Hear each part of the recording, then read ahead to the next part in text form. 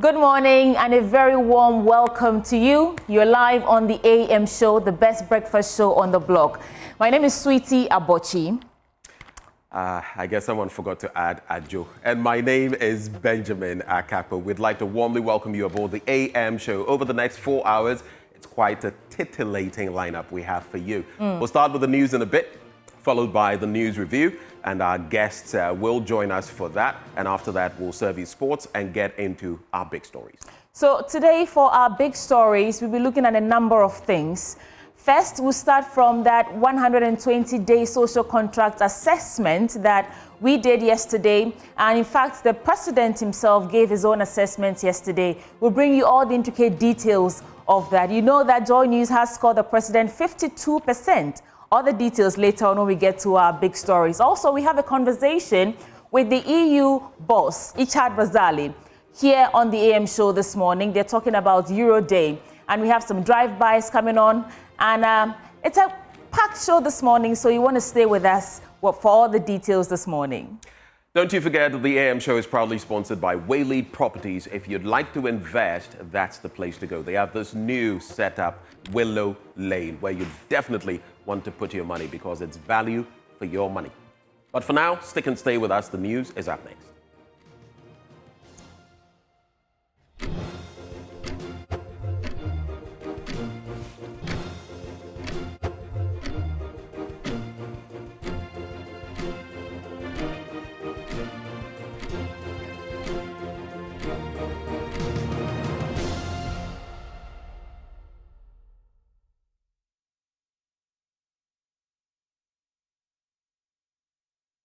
Welcome. This is the AM News on the AM show. Let's get right into the details. Quote, we have fulfilled these promises. That's President John Dramani Mahama's own verdict as he accounts for his 120-day social contract with Ghanaians. In a televised address Wednesday evening yesterday, the president outlined progress on the 25 major reforms he pledged to execute within his first 4 some taxes, education reforms, a raft of bills, and investigating corruption. He declared significant success, particularly in the area of tax reforms, noting that his administration had, quote, far exceeded expectations, unquote, though he acknowledged that the COVID-19 levy, the repeal of that levy is still pending.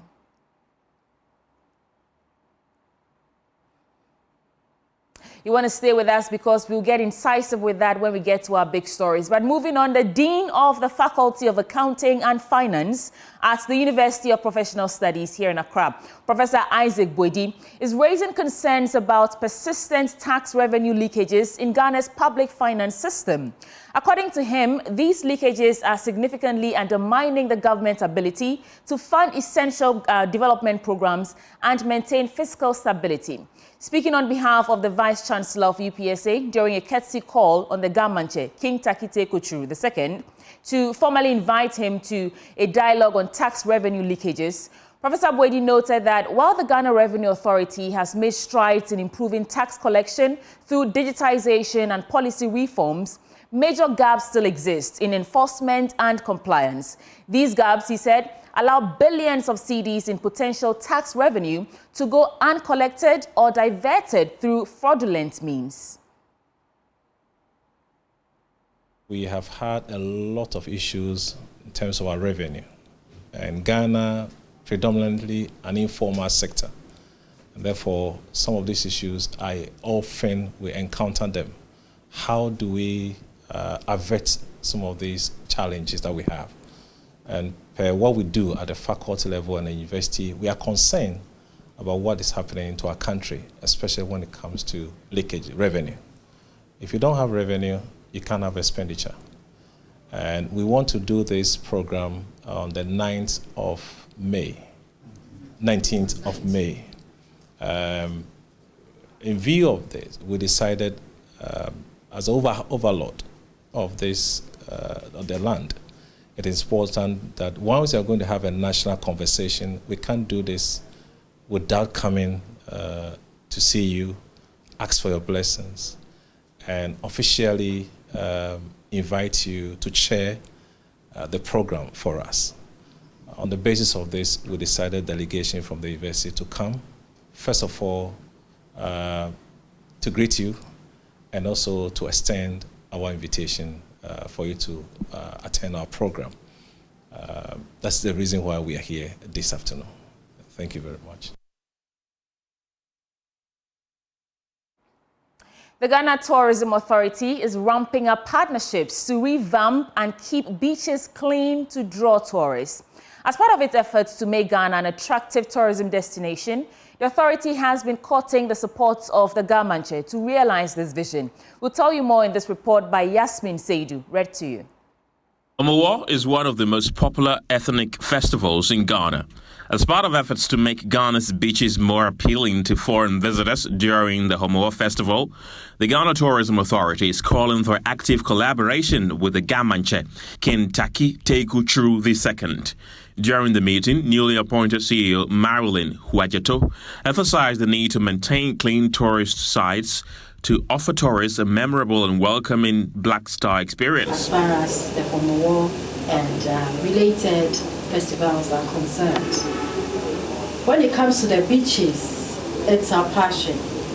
We believe that we need to collaborate with you to, first of all, keep the beaches clean.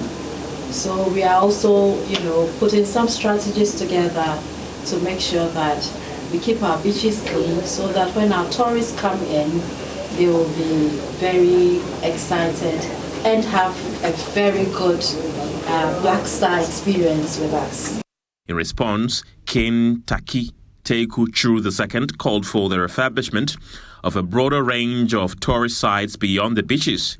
He also revealed plans to align this year's Homowo Festival with Sustainable Development Goal 2, which focuses on ending hunger and ensuring food security. We also believe that there are parts of Accra that has a very high tourism appeal. Our beaches, that's number one. Two, the monkey sanctuary at Osudoku.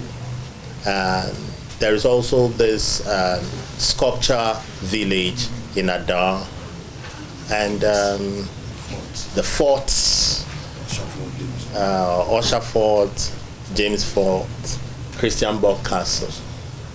And we believe that these are highlights that if we are able to refurbish and put them in proper stead, we could draw a certain appeal and also raise revenue. And this year we want to tie the Homowo and align it with the SDG Goal 2, eradication of hunger. With the festival a few weeks away, these partnerships are expected to lead to mobilization of resources to keep several tourist attractions in Accra clean to give tourists a welcoming environment. For Joy News, Yasmin Seidu's report, read to you. In Ghana's evolving healthcare landscape, the psychosocial needs of patients are often under-addressed due to limited integration of social work in hospital settings. Recognizing this gap, the Kwame Nkrumah University of Science and Technology has organized a short course on hospital social work aimed at addressing the growing complexities of hospital-based social work practice in Ghana. There's more in this report. The program brought together practicing and aspiring social workers from across the country for sessions designed to bridge knowledge gaps and equip participants with practical skills suited for modern hospital environments. Project lead Dr. John Bullard Fuku observes lack of role description among social workers in Ghana, which requires urgent attention. That indeed there are so many people working as social workers in hospitals without a defined role or role description. And so we decided that this is the need we've identified. It's a big problem. So they asked us, we are academic department, we are supposed to train people. So why don't we design a short course so that we'll use the knowledge from the people we spoke to at Konfanoche, at Kolebu, what they are doing, and what our colleagues in the UK, we shared some of their videos with you, what they are doing to design a training and give people certificates so that they can go out there and say that, okay, we have some special skill sets. We are not simply social welfare officers, but we are also qualified to work in the hospital setting. According to Professor Kojo Oforidua, project co-lead, the initiative aims to demonstrate the critical role of social work within the hospital setting. As a result of some social issues or psychological issues, or the disease might also create some social issues.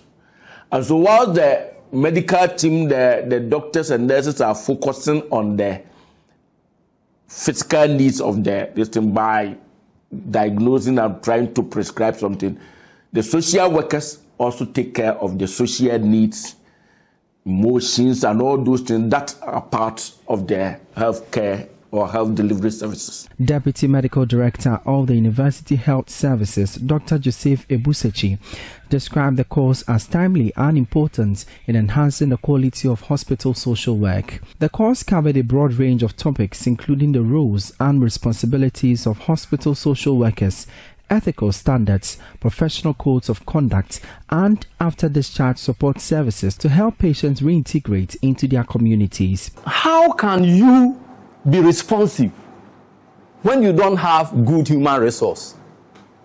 So if you look at it carefully, it is the human resource who can, when you train them well, will be very, very what? Responsible, so that they will be able to do what? To deliver.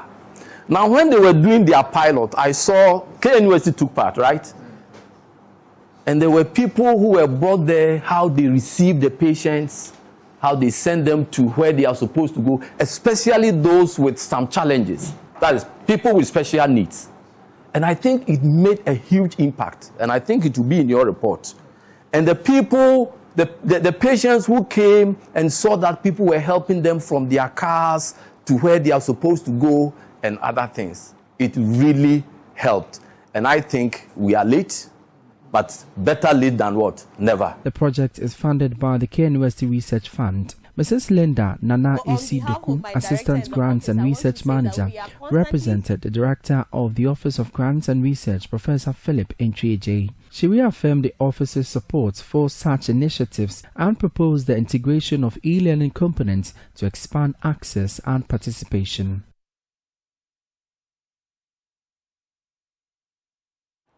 In other stories, Deputy CEO of the Ghana Enterprise Agency, lawyer Samira Abdulaziz, says the Mahama-led NDC is committed to empowering small and micro-enterprises to boost local economies and improve livelihoods. During her 5-day tour of the Upper West region, she emphasized plans to create a thriving ecosystem for SMEs. Join News' Rafiq Salam reports from WA. As part of a 5-day working monitoring tour of the Upper West region, Deputy Chief Executive Officer of the Ghana Enterprises Agency, lawyer Samira Abdulaziz, visited regional and some district offices that are under the agency.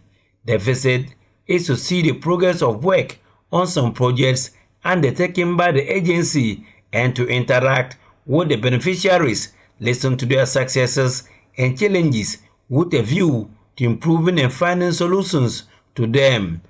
Lawyer Samira Abdulaziz first made a whistle-stop visit to the Upper West Regional Office of the Ghana Enterprises Agency to interact with the workers before having a meeting with the Upper West Regional Director of the agency, Abdulmumin Mohammed. Abdulmumin Mohammed laid bare to the Deputy CEO the various projects undertaken by the agency, lamping it with the challenges faced in the implementation. With the GET P, I think we have about 4 categories of them. We have the high growth. We have women enterprise grant. Those are people living with disability and the youth. I think currently we are rolling out the BizBox, another project training. And we send our schedule. I think we are going to kick off this week. And with the GET P and also have MSC Go, where we have some couple of beneficiaries who receive the fund in the region.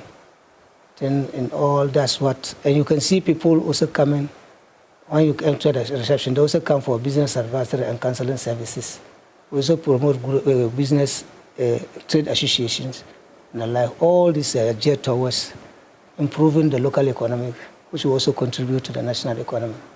Lawyer Samira Abdulaziz on her part, spoke of the commitment of the John Dramani Mahama administration to ensuring that small and micro enterprises thrive, having realized the private sector is the backbone of the country's economy. The president in his reset agenda made mention of the fact that in his administration he's going to ensure he provides a viable environment and create a viable ecosystem for micro, small and medium enterprises to thrive, especially because the private sector is the backbone of every economy, not just the Ghanaian economy.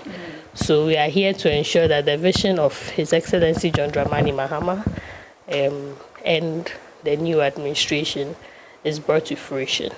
So I've also taken note of your concerns regarding logistics and others, which you mentioned. We will do our best. We'll forward it to our CEO, Madam Margaret Anseh, and then ensure that the challenges being faced are, in one way or the other, substantially reduced, if not drastically, curtailed. The deputy CEO of the Ghana Enterprises Agency later visited some project sites at Buha and other communities where she interacted with some of the beneficiaries. Reporting for Joy News, Rafiq Salam. Wow. We're all happy we heard Rafiq Salam say wah, aren't we? But in other stories, 4 men accused of attempting to traffic cocaine through the Swiss port cargo terminal at Kotoka International Airport have been granted bail totaling 13 million Ghana cedis by an Accra Circuit Court.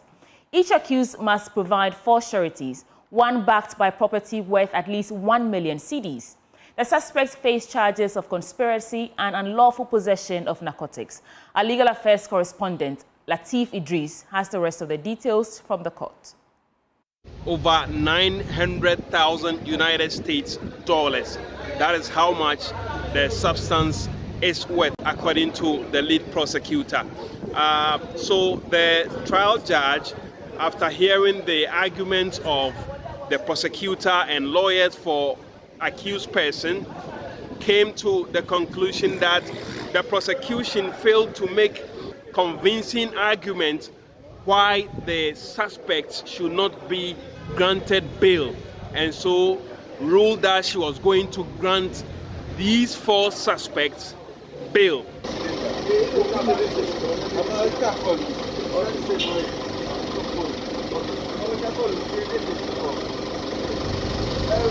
And here are the bail conditions. 1, they've been granted 13 million Ghana cedis bail per head. Each person here is on a 13 million Ghana cedis bail. The 4 accused persons are expected to meet these conditions before they will be granted any bail whatsoever. So 4 sureties, all must be civil servants, and they must be earning not less than 5,000 as net salary every month. One of the sureties must be justified with a landed property not less than 1 million Ghana cedis, and it is a 13 million Ghana cedis bail on each person. Each person has to produce 4 sureties, and then out of the 4 sureties, one of them must justify with 1 million Ghana cedis worth of property, and they are to report to NACOC twice every week. They are to submit their passports to the court registrar. And additionally, the accused persons have been placed on a stop list across all the exit points of this country: land, sea, and air. So notices have been issued to the immigration officers across the country. And so these individuals or these accused persons cannot travel out of the jurisdiction because they've been placed on a stop list. From the court complex, Latif Idris reporting for Joy News.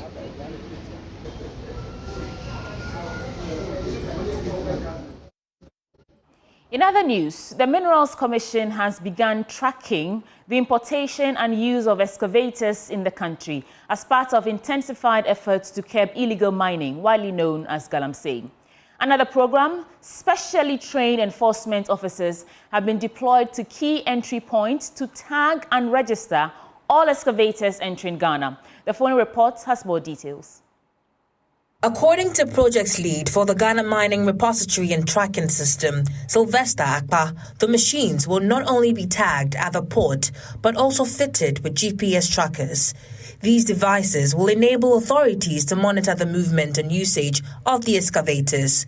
The goal, Dr. Akpa emphasized, is to prevent the misuse of heavy machinery in unauthorized or illegal mining activities which have caused significant environmental degradation and water pollution. The excavators are good. Yeah, we can use them to do whatever we have to do for construction and other things. But most of them, even though it is declared at the ports that is going to be used for construction, find their ways into the forest reserves to aid illegal mining.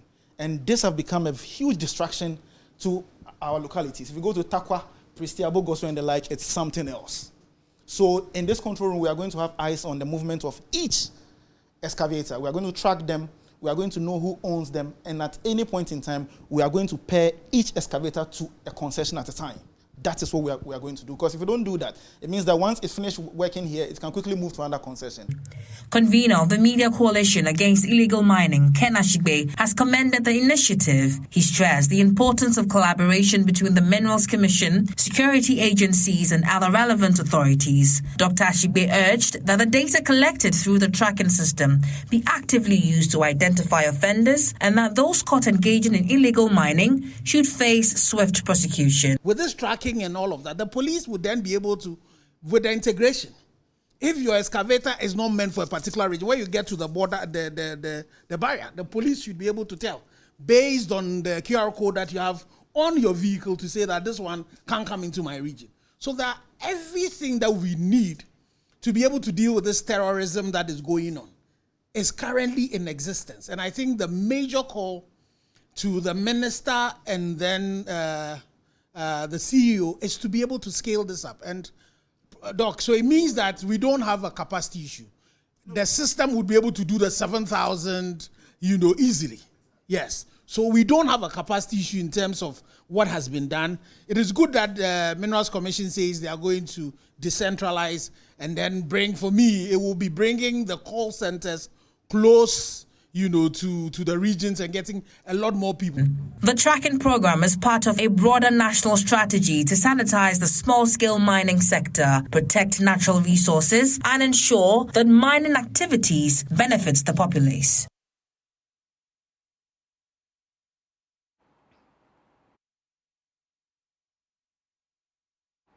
Business Update comes up next with Benjamin Akakpo. Let's settle for our business update up next. And the Ghana Union of Traders Association has expressed worry that government's flagship initiative, the 24-hour economy, will hit a snag if the cost of utility tariffs continues to rise. According to the association, investors will always look out for the cost of power before investing in the country, hence the urgent need to review utility tariffs. Now, speaking to Joy Business, President of GUTA, Dr. Joseph Obeng, said the impressive run of the cedi against the dollar was enough ground to lower tariffs. I'm worried. The government policy of 24-hour economy and all that is being shot in the foot. If care is not taken, this thing is not going to make it work. Because any investor that you talk to, the first thing the investor will ask you, what is the unit cost of electricity in your country? If you mention it, they will always backtrack. And then the reasons that are assigned, one of it was the exchange rate, that the exchange rate was high. And now, by prudent management of the managers, Bank of Ghana, government itself, fiscal discipline, and all that have been put to bear, fortunately, the rates have come down. So what are they holding on again? Then we have a significant reduction of the of the forest significant. The city have gained in strength. So what are they holding on to? If care is not taken, whatever gains that we are getting from the appreciation of the city is going to be negated by the increase of tariffs and all that, especially in regard for manufacturing entities. So government, I appeal to government to, as a matter of urgency, call on the PURC to revisit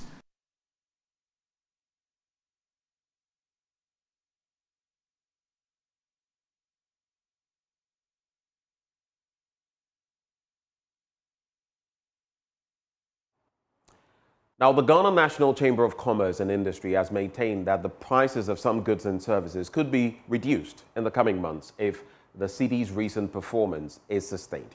Let's hear from the Chief Executive of the Ghana National Chamber of Commerce and Industry, Mark Bedu Abwaje. Well, it may not be as immediate. I mean, if you observe what is happening with the interbank and also the forex, you realize that there is a significant difference in prices, which means that the business community are also observing what is going on. So now people are a bit cautious to react to this improvement. I mean, if it's sustainable, then other people obviously will have no option than to transfer this or this improvement being reflected in prices. But I don't expect that immediately tomorrow you go to the market and you see prices dropping. I think that it may take some time for us to enjoy that benefit. Let's head straight to our commodities market now.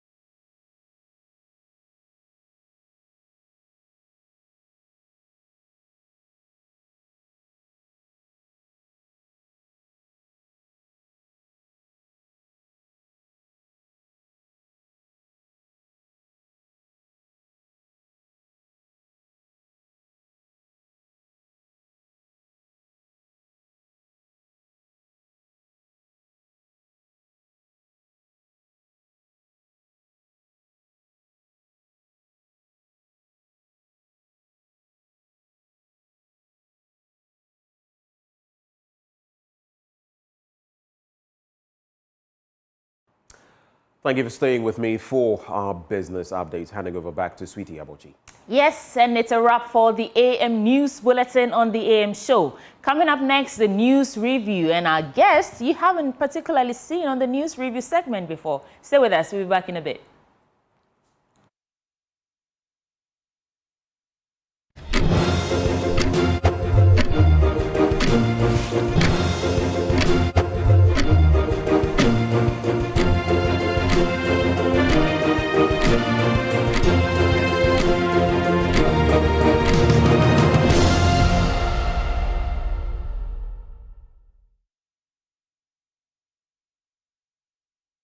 And you're live on the AM Show. This segment is the news review segment. But before we go into the meat of the matter, I'd like to remind you that the AM Show is sponsored by Waylead Properties.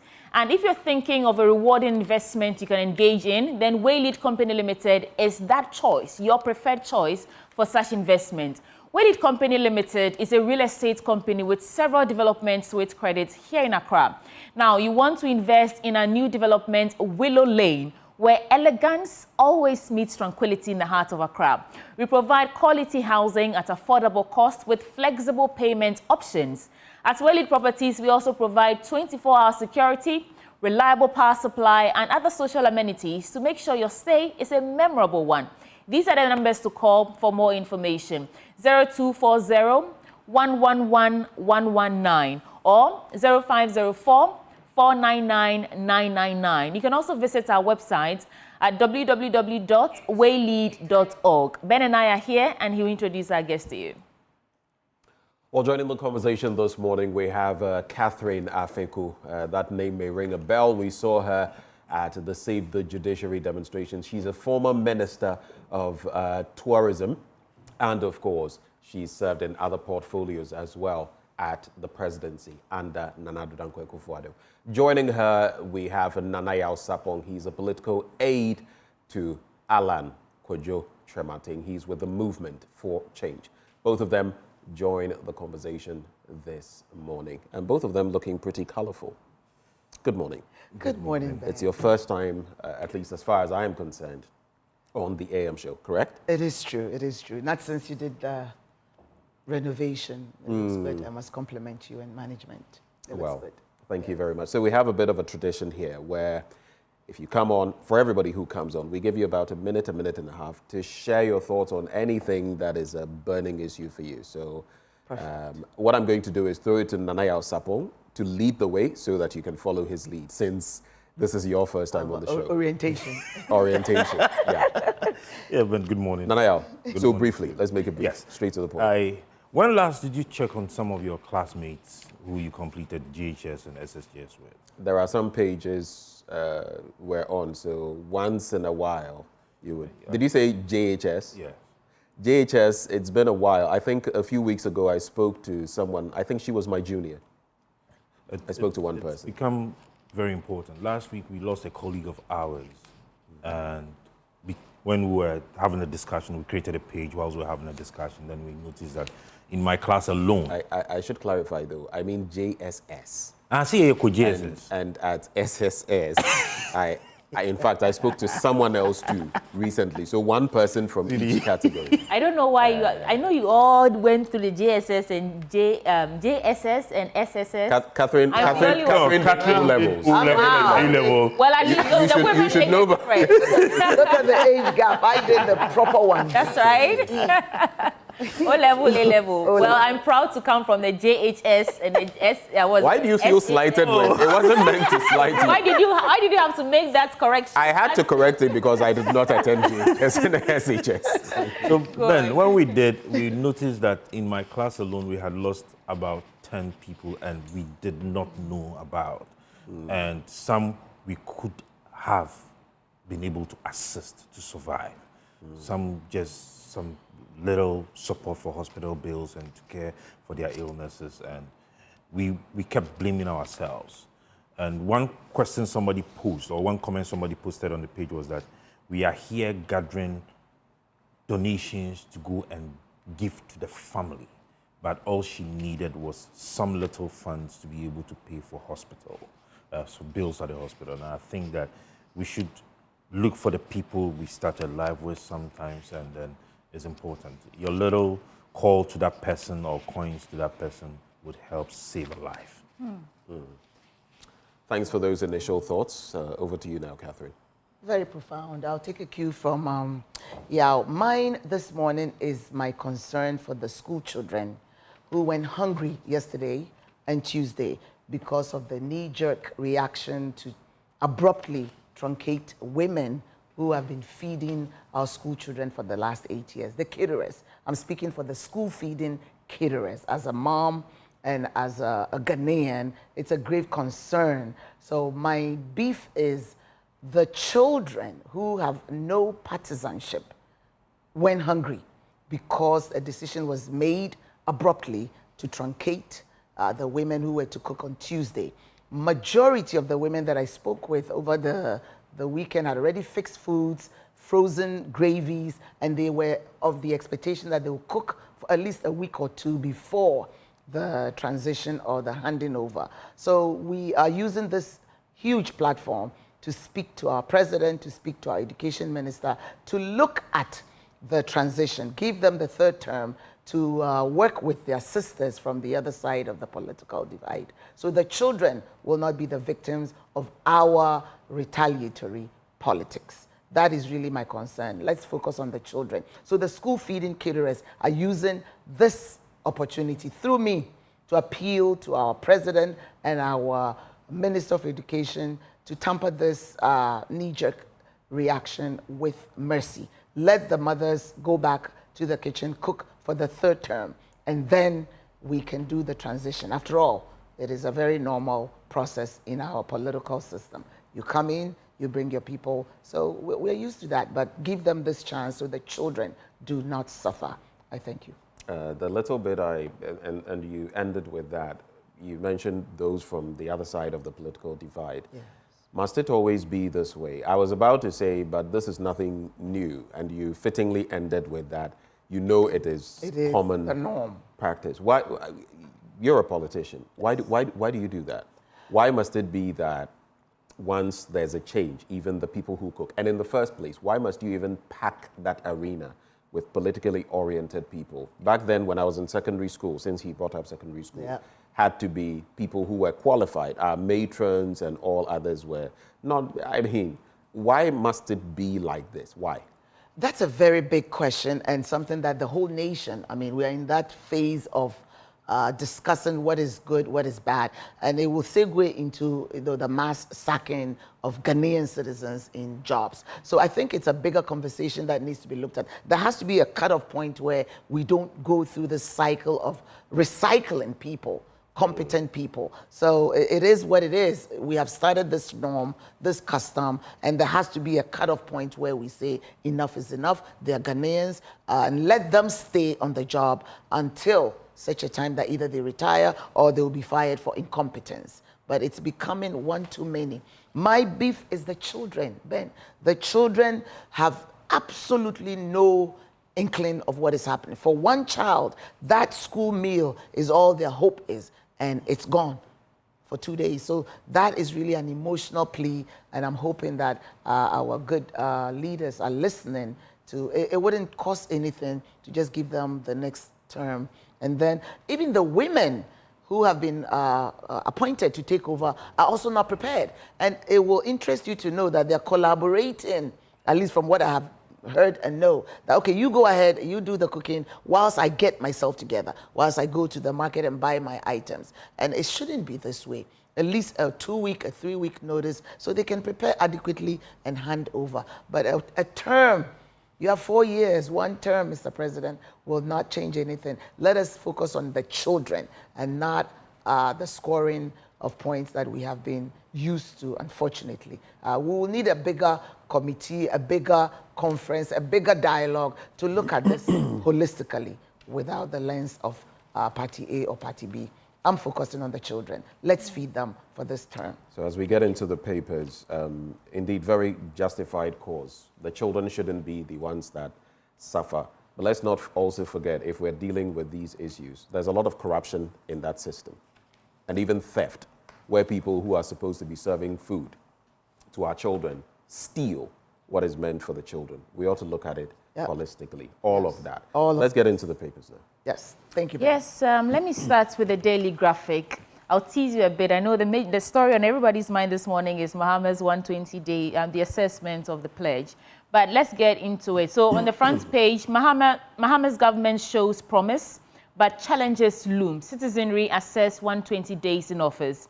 On tackling complexities of Galamsey, government pledges to fund pollutants removal from rivers and farmlands.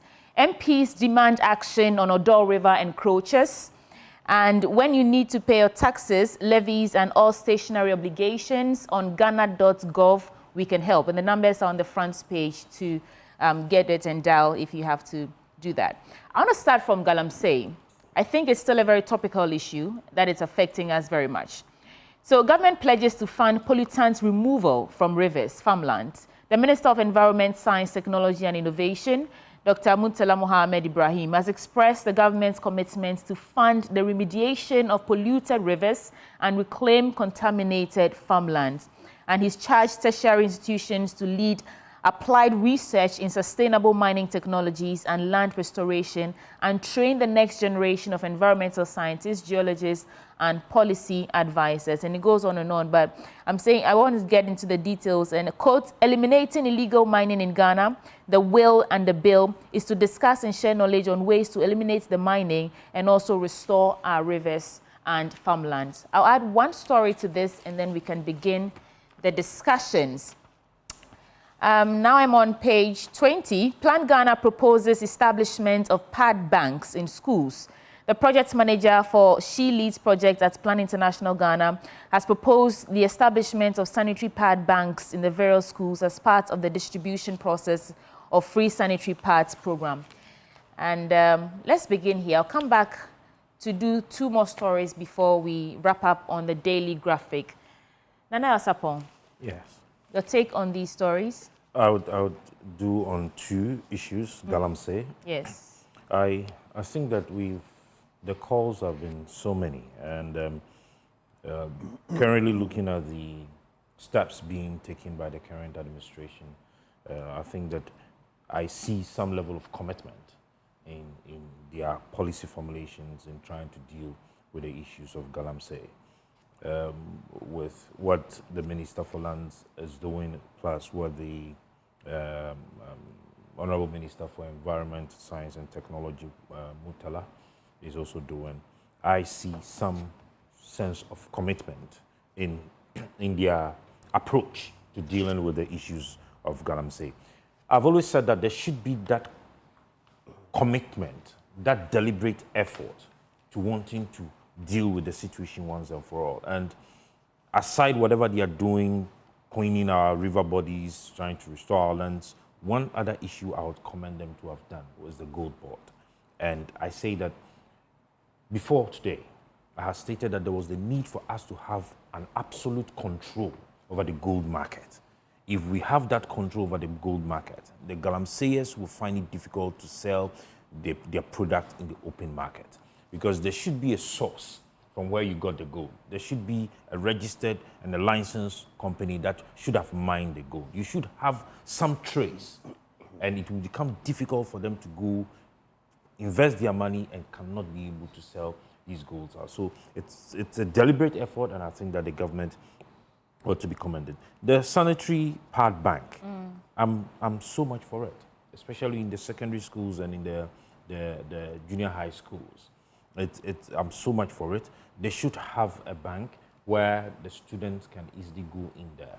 Because my fear is this: when these children, against what the government's approach is to give them 3 a term for junior high and 4 a semester for... It could be an addition, because my fear is this: when you have given these sanitary pads to these kids and they go home, sweetie, once the person takes it home, it becomes a property of the house. And at the end of the day, would these children actually benefit from it? But once they of have, course they'll benefit. Once they have a bank in the school that they can have access when it is needed. All right, when they can have access when it is needed. I think it solves some of the problems and the challenges that we are going to have. If you Nanaya, let me get this clearly. Are you saying that when it is given to them in bulk to take home, and I understand the other side of what you're saying, keeping it in school so that as and when they need it, they may go. That could also have its own challenges at the schools. But are you suggesting, just for clarity, that when they take them home, maybe other siblings and even a parent might be tempted to use them? Is that what you're saying? I didn't want to say it. So say it and let's deal with it. I didn't want to say it. But once it's in school, and there would be that level of control of usage and everything. I mean, you don't need more than 1 pack for the month. You understand? Some do not even use the entire pack for the month, depending on the number of days you flow. And in addition, you understand, in proposing this sanitary pad bank thing, I think that it is time, Ghana, we introduce even the food bank in our communities. I know that the Catholic Church, you started something about food banks and other things, some cathedrals. It's also very much important to be able to help the needy and the poor in society. In fact, my church has a soup kitchen we've been running for. Soup kitchen. And you never invited me back. Well, it's not like technically I'm very much soup kitchen where we support. I'm a needy and less privileged in terms of soup.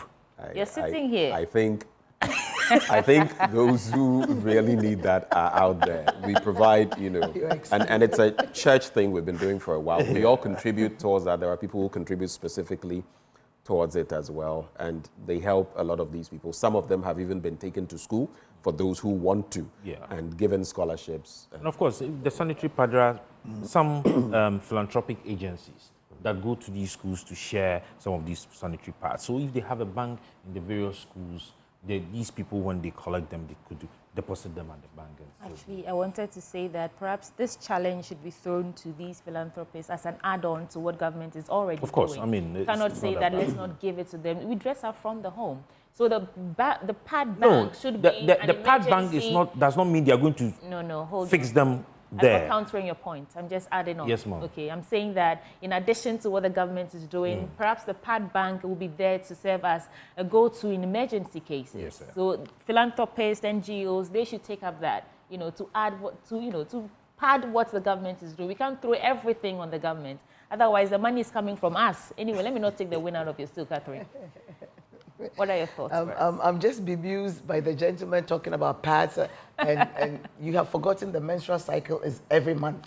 So if you leave it in the school, there's going to be a problem. So we have to have the trust in the nucleus family where they will also have it at home. But that was just my comment. The pad bank is a brilliant idea, and we should do it. But my topic is the 120 days. Okay, then let me get a bit of details out there, and then we can get straight into it. On the front page, it says President John Dramani Mahama has made substantial progress in fulfilling his 120-day social contract with Ghanaians, achieving 72% of his 25 key pledges within the self-imposed time frame. I know that Joy News, we graded him 52%. So I think this is coming from the Office of the Presidency, the 72%. A detail that says, this is from Daily Graphic. All right, they are giving that 72%. So over to you now. Well, I'll come back to you. I don't know where they got their figures from, but it will be very fair to be objective. Okay, in the past, we've had this norm of 100 days. You are assessed by your 100 days. So that in itself of moving it to a quarter of the year was something different. So you can't take that away from the innovation of making it 4 months so you have enough time to assess. That's the first point. The second point, before I get to my mark, is I think it was a misstep. You saw. I watched the entire thing yesterday. I must tell you. So I'm not just throwing numbers. I want to tell you, a lot of people are hurting, and it's difficult for me sitting here after 4 months not to be an advocate of what is going on. There were glaring issues that I felt our president missed the opportunity to add it. First, we missed a few of our 120 promises, but we are working on it. I didn't get that sense of, it was more of we have achieved. The biggest one is the campaign message of as soon as we take office, we will take out e-levy. As soon as we take office, we will take out e-levy. And because of our missteps with e-levy, a lot of people voted as a result of the promise of eradication of e-levy. And I know there were members of parliament, my colleagues, who were on the finance committee, who were aware that it was a conditionality from the IMF. They kept it mute. And now our president told us last night that because of certain, conditionalities and how it's attached to the World Bank, we cannot move it as yet. For me, COVID levy or e-levy? It's COVID levy. E-levy is gone. COVID is still there. If you bought something today at ShopRite, you see it. It's still there. So for me, that's a failed promise. And we have to be very blunt with that. That's the first one that really is hurting people. The second one, which should even have been my first, is the intermittent power outages. I don't want to borrow our word because we had doom saw. Now this one is doom. It just happens, and we need my friend, my younger brother, Ajinapo, to just give us a schedule. Because the way it's going, you can't plan. You wake up, it's off, it's on, it's coming. So your day is a bit, unplanned. So that was an issue that I was hoping to have heard a sentence. I mean, we have to be objective. It's 4 months. Our president has 4 years. So, but in that 4 months, it was the NDC that promised, as they will give us 26 promises in 4 months. So it is not us, the citizenry. It was a social contract they had with us. But there is a glaring issue. Doom. There was no mention. Which parts of the country? Because I'm not to belabor your point, but I haven't actually experienced it yet. Are you still in this country? I am. Perhaps it happens when I'm not home. So I'm just asking, which areas are we seeing? The country. Maybe let's be more the specific. Country. Let's be more specific. Get into some angles of angles. So let me tell you. You don't have to state specifically, but which part of town do you live in? Well, if I say that, then I'll... Yeah. I mean, if you said East Legon, it doesn't mean we know. I'm not asking you to say America House or something. East Legon, Adrigano is vast. I'm just saying which part of town? East Legon. East Legon. Yes, we get it. Yes. Okay. I think it was. All right. Yes, How often?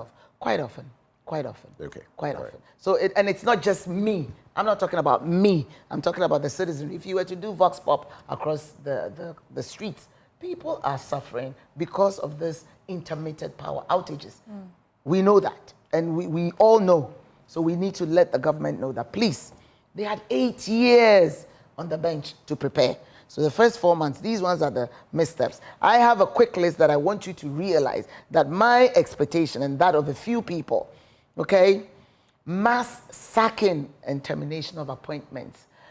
We had just brought that up in my school feeding plea, but it's becoming a bit too much. And we're all Ghanaians. Yes, the tit for tat has to get to a point where we stop. We are guilty, and I'm not sitting here pontificating. Guilty of what? Moving people, bringing in people. Every government has been doing that, but it gets to a point where when it's getting to the conscience of the nation, there has to be a point where we all sit and say, where do we stop? Where do we put a lid on this? So the average family, a father goes home and is like, okay, I'm no longer working. And some of them are nearing retirement. Where are they going to get a job? How do they put body and soul together? So there's a human element in this. It's not a policy, in this cycle of recycling people. And there has to be a stop, a cutoff point. And that was a problem. Now, cocaine scandals. I don't know whether it's something that could have been brought up, but security, it had to go under national security. All of a sudden, the exuberant and the boisterous attitude of those who are so emboldened to do this, it is not good. So it needs to be looked at. Now, the one that really, really got to me was 14% only. 14% of women participated in President Mahama's cabinet, and he had promised us over 30%. That is a personal issue that I think needs to be looked at. He should have told us, 52% of the population, that, look, I promised you 30, I couldn't do it, I gave you 14, give me time. So that is on my list. Now, I have to... You have to wrap it up. I have to tell you, this final one is the increase in market and domestic fires. There's one too many. So these are the areas of concern that, for me, of course, you can't expect the president to say everything in his 40 minutes, but these are pertinent issues that Ghanaians were expecting, maybe a sentence or something. The cocaine issue, the light. But on the cocaine issue, I thought yesterday's presser was to address the promises that he made. The promises made... The cocaine saga is not in there. National security. Security. So it's not the drug in itself. It's a security, protection of our nation, our borders, our seas, our lands. Right. So it is not the menace. But you look at the big picture, it is a national security issue. So and the mass for sacking? me, the mass sacking wasn't part of his 120-day social job contract. creation. It was. See, when you look at the big picture, it doesn't have to be the exact wording. Job creation. When you recycle humans, you're taking people out, putting people in. It's not job creation. So if I use the titles of the promises, I have the whole list. It's job creation. So when you move Sweetie and bring in Yao, you have not created any job. Ben. You just replaced another Ghanaian. So I want us to look beyond the point scoring. You mentioned a few things, and my power, like I said, if I compare it to last year, for me, that's why I was asking where you stay. Yeah. If I compare it to the last 2 years, the past 2 years, and many people know where I live, so there's nothing to hide, my power situation is much better. In fact, nowadays when it goes off, the highest it's gone off in my memory is 30 minutes.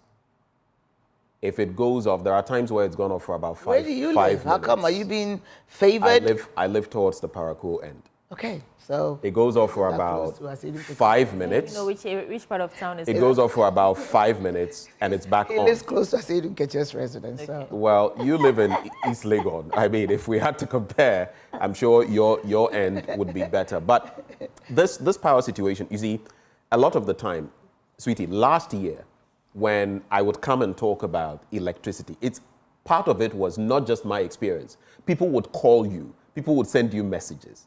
Charlie, the power, this and that.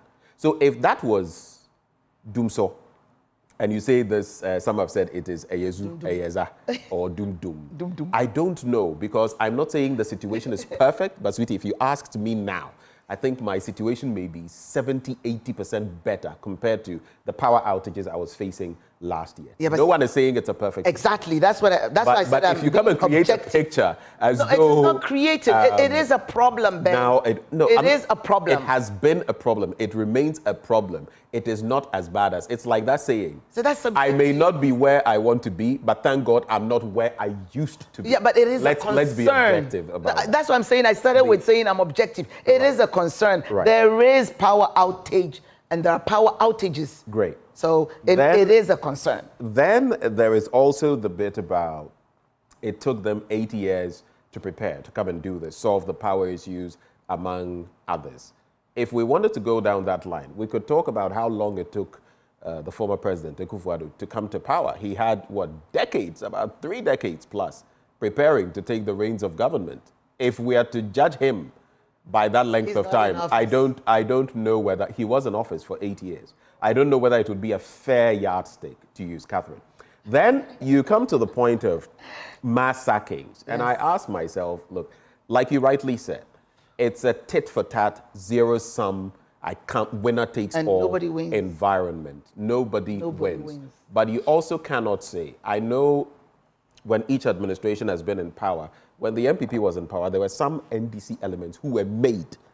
When I say made, from Kufuor to even in terms of getting good business. Some of them because they were very professional with their work, others because they were beneficiaries of a system. And when the NDC is in power, there are some NPP people. I mean, you would know that there are some of your colleagues who made exactly my point.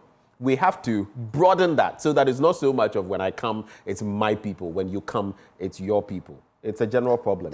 When you talk about, you say cocaine scandals, I beg to differ. You see, on that issue, I have 2 thoughts.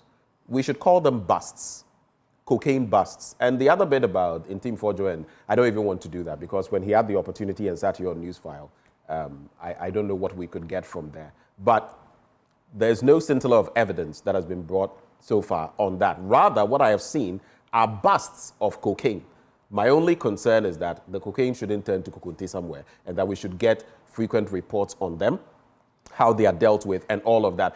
My curiosity, if we were not getting such busts, even from last year and the year before, what does that say? It could be one of 2 things. It's either things were happening, and for some reason, they were funneling through because the system intentionally allowed it to, or there is an increment in it now. No, people are those are 2 points to look at. Emboldened. All right. That is and my final point, I find it surprising. You see, I always say that there's no perfection anywhere. One thing about me, when I go around town, I talk to a lot of people in fact, sometimes I want to get into a trotro, but unfortunately, it's not exactly the best situation for me because everywhere you go, people seem to identify. It's difficult. But when I can, I board an Uber. When I go to the barbershop, when I go to my cobbler, I speak to these people. Just 2 days ago, on the back of that avocado conversation, I saw an avocado seller in Labone and asked her about the prices. I told her, oh, me Tobio, but and someone suggested, and she told me, oh, mine are 15 cedis and 20 cedis for some of the biggest ones. The feeling I get out there is that things may not be where we want them to be, but things are definitely not. I spoke to a filling station. Then wrap it up so we can and I'll tell you exactly and I will have the last word. You see that road to transitions. You see that road. You see that road to transitions. There's a filling station that I think is Total. Nanaya, you would probably know the place. But if you're coming from the other end before you, yes. And I spoke to a gentleman there. There was someone broadcasting, and he was telling me, look, some of, like the demonstration, for example, Bernard, he had his own thoughts on it, Benjamin, by the way. But I think it's not fair. Let me the sort of bring approach my you are points. taking to No, you are the host. Performance. I have been brought ahead. here to give my opinion, and I'm telling you, doom is an issue. It might not be for you. Cocaine scandal is one too many. It is an issue, and for me, speaking on these issues is important. So we come in here and we get the host to talk with us, but you cannot sweep it under the rug.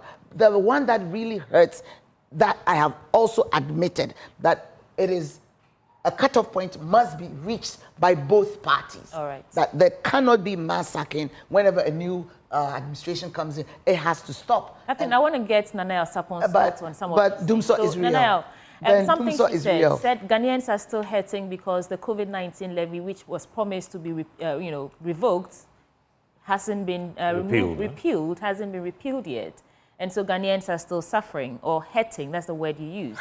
You said that the mass sacking, the security issues, case in point, cocaine saga, and all the items really on her list that she's listed. So if you can remove your political hat and speak to us as a citizen of this country, and let me hear your assessment. And the objective. I've never worn a political hat. Well, you are a political assistant to Alan Shamanting, and it's a political... The man that majority of the Ghanaians think has been very hardworking and very objective and very industrious. And so for that matter, you should always hear me speak objectively. But when we are taking 120 days, I think that the 120 days had specifics, all right?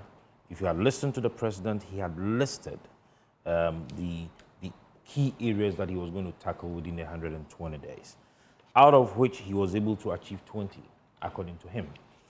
They were 25. Out of the 26. 26. He achieved 20. And so if you're going to do the mathematics, all right, it means that he got close to 80%, if I am not mistaken. And if you come into academics, if somebody scores even 75%, I think that you would give the person some level of thumbs up. Now, if we're going into the specifics, all right, I would want us to look at whether or not he achieved them. From being the lean government, of course, yes, he reduced the number of ministers. If you are talking about the national dialogue on economics and all of that. But in dealing with the ones that has direct effect on the ordinary Ghanaian, okay, are we able to look at that and say that he also achieved? If you ask me, seated here as somebody who is interested in business, yes, he has. The dollar before the elections was in excess of 16 cedis. Today, as we speak, the dollar is 13 cedis, 57 or so, 67. Thereabout. Of course, as a business person or as somebody who is interested in the industrialization, I would be excited about it. Yes, you can attribute it to the trade war and all of that. But if we were able to say that COVID and Ukraine war affected our economy and that we could justify the running of the dollar to that point, we should be happy that there is a trade war and we've taken advantage. But of course, the trade war alone does not do the magic. It is the fiscal discipline that they had introduced and the monetary policy that is in place. And if we are able to actually sustain it, and even the trade war goes, we should be able to still have a very stable forex, for that matter. In dealing with these mass sacking. Before you go there, since you've spoken about speaking from the end of business, and you say the exchange rate is better, which is a good thing, but the business community is also crying about increased tariffs. Water and electricity. You don't get 14%. Up to do everything. The point is that the forex is gone down, inflation is gone down. If you're looking at the elements that the business community is finding in their basket, majority of these elements are stable. Fuel is gone down. So once these things are coming down, of course, what made the tariffs go up? The proposals that were sent to the PURC, all right, they stated in there that they had issues with forex, they had issues with the prices of fuel, all right, and other operational effects. And so if we have two of these major items coming down, definitely the next move would be that tariffs would try to see if we can bring tariffs down. But in moving forward, mass sacking. We had 8 years in government. 8 years, and you could not regularize most of these appointments. 8 years. People were paid over the counter. 8 years. And so if someone has come and the person has found a lacuna and has decided to take advantage of it, I mean, you had 8 years. All right. Somebody sat in the office for 8 years. No, go ahead. I just realized that you've not actually had enough time. So go ahead. NACOP. But NACOP. You see, there are two aspects of it. There are those who would have the news and keep the news because of their own peculiar interest, and there are those who would get the news and bring it out there for those who are involved in these activities to know that when we get you, we will put your face on the screens. When we will get you, we will put your name out there. All right, so you have to look at the advantages of it. Is bringing out the news important, or hiding it and trying to do diplomatic issues? No. This is the NACOP and the security whatsoever have decided to use this approach to broadcast every single bust that they come into contact with. Okay. Another administration decided not to, for their own reason. Nobody is fighting them, but let's allow them to do their work. Power outages. Ben, we have been talking about ECG and VRA and been talking about their infrastructure problem that they have. And you do not expect a government within 4 months to be able to fix all of this. Of course. So you do agree there is power outages. Ben doesn't feel it. There is power outage. But not as... No, we do. I think you should be fair, but not the extent. I never said there were no power outages. Not what the I extent. said was that the extent to which we were facing it last year is not what... That is what I'm talking about. There is. The extent. You shouldn't be picking and choosing when it was worse under your tenure. The extent. And of course, some of these contracts that were signed with the independent power producers were done by the previous administration. If we're actually able to deal... We actually inherited more with Mahama 1. Mahama 1, but we had 8 years to deal with it. And of course, I want to agree with Ben. Nana Addo Dankwa Akufo-Addo had been in opposition. He had been wanting to be president since 1998. Went to Sunyani with Papa Kufuor. When he lost, he went to London. We brought him back. He came, he stayed. 8 years in opposition, 8 years in power, 16 years. So you're talking about the person. I'm talking about the political party. The party. Of course. Okay, we have to move the conversation. So at the risk of sounding biased, I want to be objective and stick to the research that we independently did on the 120 Yeah, and I'll put in one, I forgot one point. And I want to say that if we are assessing President Mahama's 120-day social contract, then let's limit ourselves to the promises he made that he wanted to deliver on within those 120 days. Some of the issues that you've raised are issues that they inherited, not we. I mean, the issues that we were experiencing during your 8 years tenure before you left the government, and he took over in terms of the power outage situation. We know that it was there during President. We also inherited liabilities. Exactly. So I'm just saying that so in our assessment of his 120-day social contract, let's stick to that. Now, from our independent check, 13 out of the 26 of these promises have been completed, which makes 52%. 7 of these promises are in progress, which makes 28%, and 5 have not started at all, which makes 20%. So overall, we scored him 52% in terms of delivering on the promises that he made to fulfill within the 120-day time.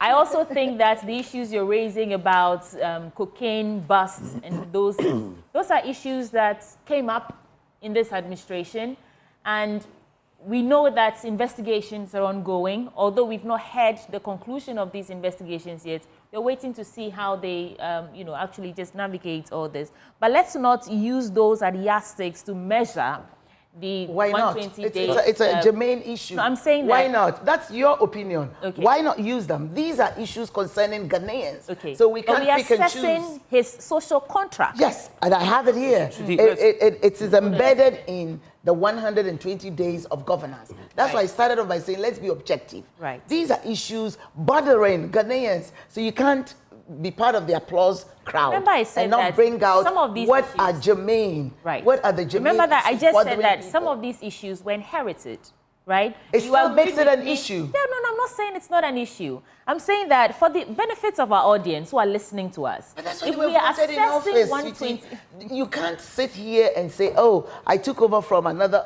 presenter. She had an issue, so that's why I'm not performing. Okay. No. Once you have been given the mandate, we have to judge you with the good, the bad, and the ugly. That's why we were voted out. So I started off by being objective. There are issues that bothers on the 120-day social contract. Okay. Mass sacking. If you put it under employment, Ejumara has been done. There are issues. They have created these policies, but people have been sacked. So that is where I bring it out. Right. You don't have to read verbatim the 26 points. Okay.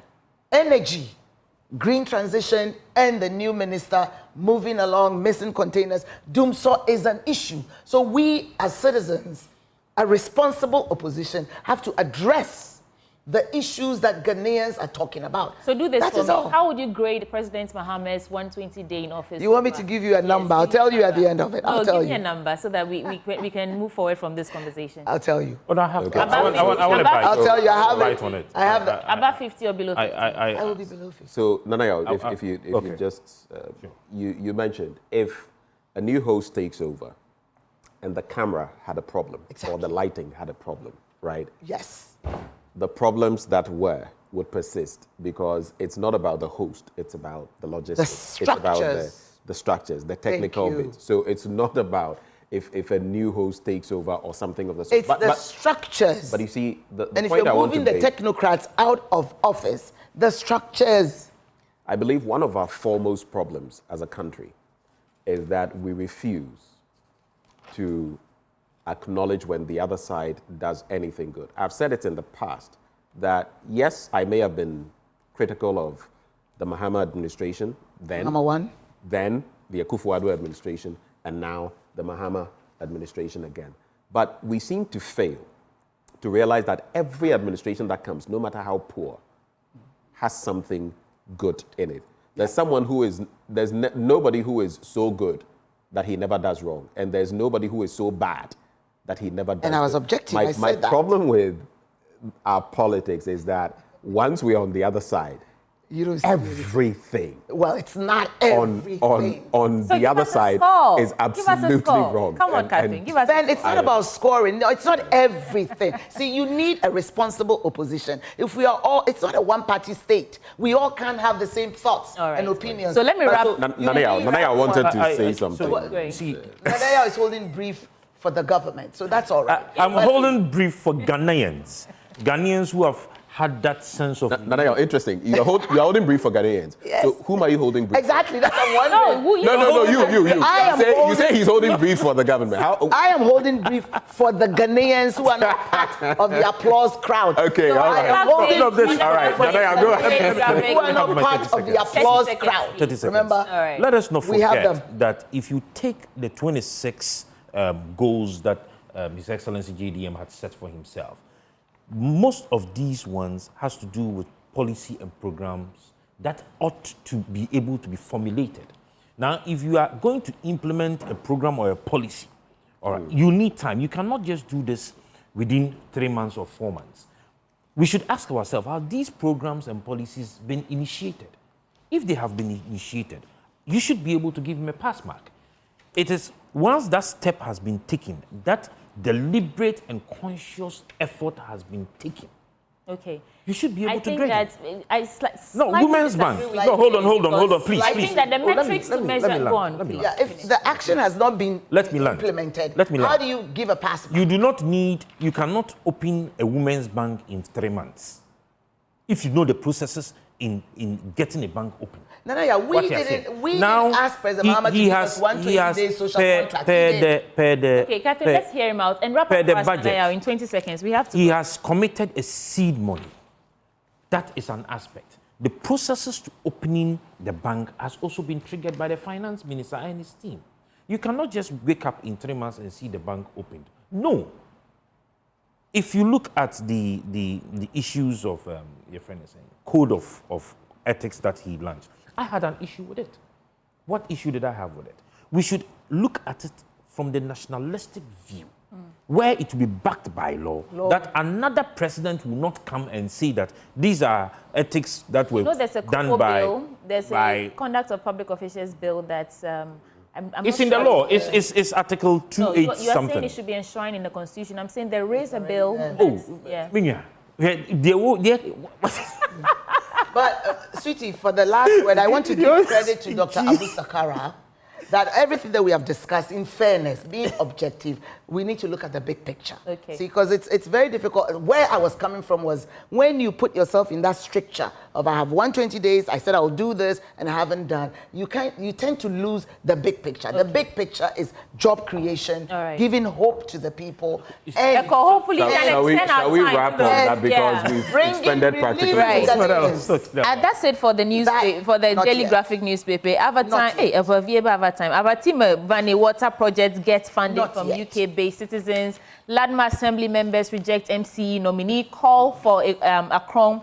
And UPSA inaugurates new police station to boost campus community security. Thumbs up to UPSA for doing that. That's it for the Daily Graphic. Pick a copy for yourself and get into the details of all the stories. Ben? You know what I'm going to be teasing you with after? What? Avatar. I'm saying it on live TV so that when I do it. You're from the region. No. But sometimes a word hits you and you are thinking English, not thinking in the local language. So there it is. I think we should cede to our guests to... Nanaya, would you like to quickly... So the New Republic, I have the New Republic. Mahama's strong start in 120 days. No scandals, CD climbs, inflation falls. EC boss in hot seat as ashes of conflict trace back to Galamsey. Bites at Abriwa Inkran. I wonder what this Abriwa Ninkran. That's the place. Yeah. No, I did Galamsey I did Tamale Secondary School. No. Okay, that's why. Yes, the best school, unfortunately. So Mahama settles Hajj board debt, and then we have 762 billion spent on unused food every year. Third Force Alliance backs Chief Justice suspension. And I think one of the interesting things that I would want us to look at, Edubon, he moves to justify charges, reveals NSB spending. Please, Ben, let us be honest. How can you tell me that you want to use government money to sponsor opposition parties' activities? That is so irresponsible. And this should not, he should be ashamed of himself. Who sanctioned it? But what if that actually happened? What if it did happen? No, that's what I'm saying. If it did happen, who sanctioned it? He should be ashamed of himself for doing this with our money. And I posted it on my Facebook page. I said, I now understand why at IPAC meetings, some of these opposition parties were bootlicking every single thing EC and the NPP were saying. You think there was influence? What else? But is it not a stretch taking it all the way to IPAC? Where proof? Oh, I was part of IPAC. No, but at least for the season. Okay, so did you receive any inducement? That is what. So we were only two people who would stand up to challenge what they were doing. So no, you've not answered my question. Did you receive any? I will not have the confidence to say what I'm saying. Okay. This is a shame that you would take hard monies that belongs to suffering Ghanaians to sponsor activities of a political party shamefully. and you are emboldened. We've technically not. But what would you say? But independently, the letters that they should know. But the point is that by now his lawyers should have been out there because it's all over on social media. Everybody is discussing it. It's in the news. The print media is online media, and his lawyers are not saying anything about it. Of course, we will take it as it is. We should be ashamed. We should be ashamed of ourselves. Ben, that is not small money. What actions do you think should follow through from here? That one alone is a case on its own. I wish some Ghanaians would come. He is saying if certain people don't keep quiet, he will start blowing the whistle. Oh no, he should blow the whistle. You know what else is there? Catherine, any surprises in that latest? I'm sure you followed it. I haven't really followed this Dubois story. I just yesterday before. I knew that I was going to come here, so I knew something would pop out. Just the bail that was refused, and that was the only thing that I picked because I haven't really followed. So he's in a nutshell alleging that people shouldn't accuse him of, spending all this money on himself because some of it was actually expended on some activities, some of which also benefited the opposition, like in certain committee sittings or whatever, and that is what... I think that borders on ethics, if I care to venture, because I haven't really followed the issue. For me, it was bread and butter issues. Children are being fed, women are getting what they want. But if indeed that is true, as you're saying, it could be speculative, then it borders on ethics. And I just heard that the bail was not granted. And that's all I picked on that issue. But again, it's in court. It's still a case that's still being investigated. And Anaya, that would be a form of peddling influence, right? Exactly.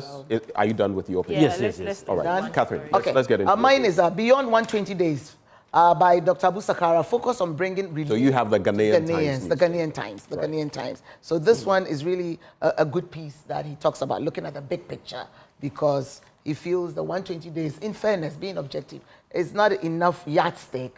But if we look at the bigger picture, I think the conversation will take on a better feel. Right. So I liked what he said. And there was one that I picked that I like, Stakeholders Review Action Plan on Women, Peace and Security.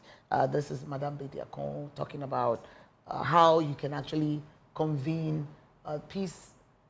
Women, people tend to forget that we are 52+% in this nation. And whenever they're having stakeholder engagement, talking about security, national issues, they don't seem to prioritize the voices of women. So this caught my attention. And you are definitely my next guest on Women Power Politics. I have to be here. I have to be here because it's time. All right. It's time. And the collaboration that normally we don't see. SOEs, they are under a bit of pressure. When you see New Times Corporation strengthen its ties with SNIT, I think there should be more of this. And this is on page 12. I read this and I liked it. There should be more of this collaborative and cross-fertilization of SOEs, sharing experiences and innovation, so they will be more robust, because otherwise they just drain the public purse. So this is a good start. So my stories, Abu Sakara, kudos for seeing that we can't be nitpicking the issues. Yes, but if we look at the big picture, for me, energy is a big issue. All right. Illegal mining is a big issue, and mass sacking of Ghanaians is a big issue. Let's look at the big picture and how collectively we can work this together. But you cannot expect all of us to be praise singing.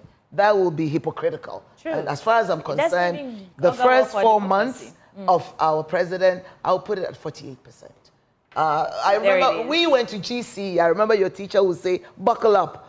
Do more room for improvement. That's the sentence. More room for improvement. So it's objective. I'm not being political. It's objective. The first 4 months, yes, some good things. I support Gold Board.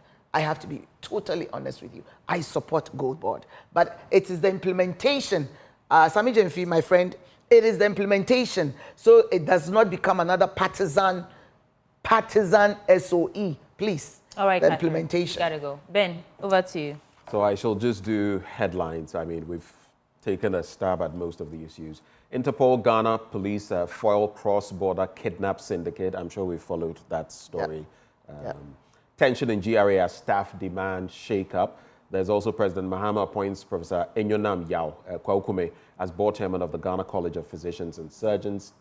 One problem I have, I mean, I'm looking at the Ghana College of Physicians and Surgeons. I think, again, there's too much power concentrated in the executive for, I mean, I'm asking myself, Ghana College of Physicians and Surgeons, why should a president, for example, be? Do you get it? Yeah, I'm not saying there's anything wrong with it. It's what we've always done. But I'm saying once there's such overweening, overbearing power concentrated in one arm of government and one person, so to speak, I think, I don't even get we had why proposed in the Great Transformational Plan that there was a need for us to amend that article that gives so much power to the president. SOEs should be free of the executive. State-owned entities, among others, should not have. That's a chunk of our problem. Yes, yes. Anyway, Linda Oklu challenges new mayors to deliver. And I'm just looking at the mayor of Accra, for example, and the situation of flooding. We are not in the second, phase of the rainy season, which is usually around September, thereabouts, where you have very strong, rains and all of that. But this is an issue that we really have to look at, especially in Accra. The Overseer newspaper as well, and it says, no more harassment, will support businesses in tax collection. That's according to the GRA boss. Tension brews at Ministry of Education as Haruna Idrisu retains NPP appointees. And some of those mentioned, I saw some interesting. So, Hayford Sian at the Ghana Library Authority, a friend of ours who has been here once or twice. Dr. Christian Adaipoku, NTC boss, and then Catherine Ejapoma Apiapenkra, CA director.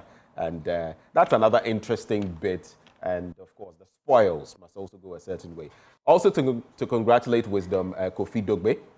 He is, the story says there was a surge of jubilation at the headquarters of the Cocoa Marketing Company yesterday as Dr. Wisdom Kofi Dogbe officially assumed duty as the new managing director. He used to join our news review every now and then, just about, especially last year.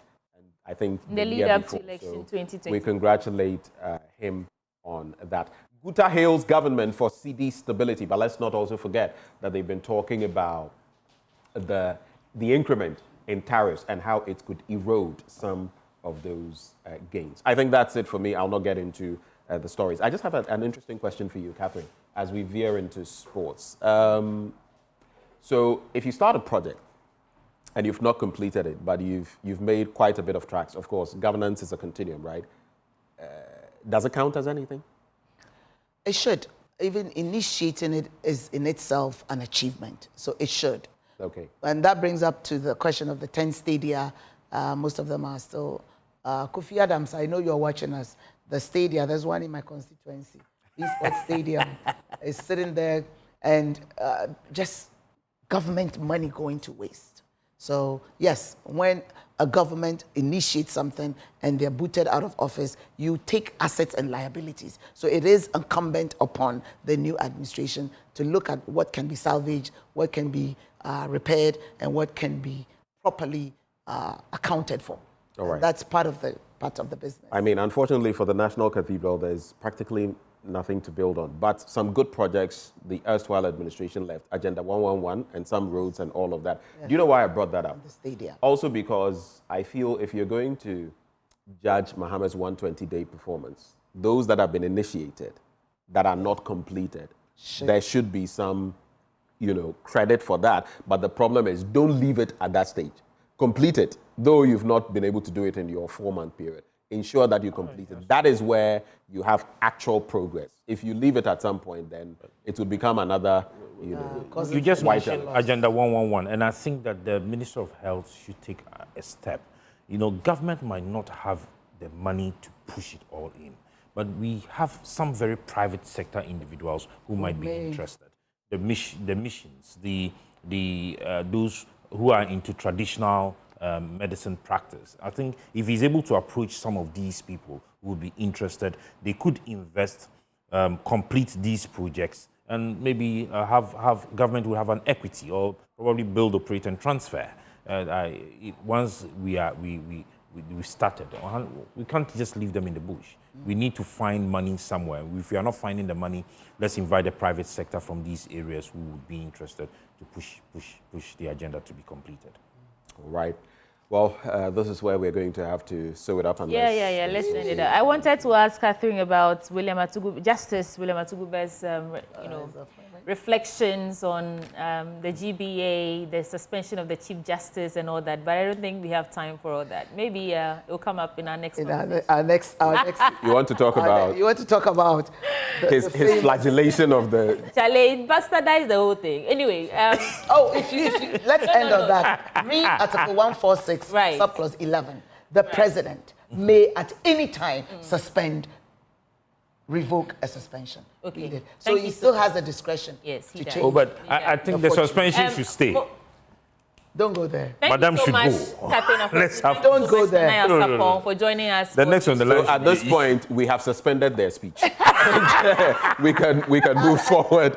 We have a gentleman. Yeah, it can be revoked. Well, thank you so much. I think it was an interesting conversation. Barak, did you enjoy the conversation?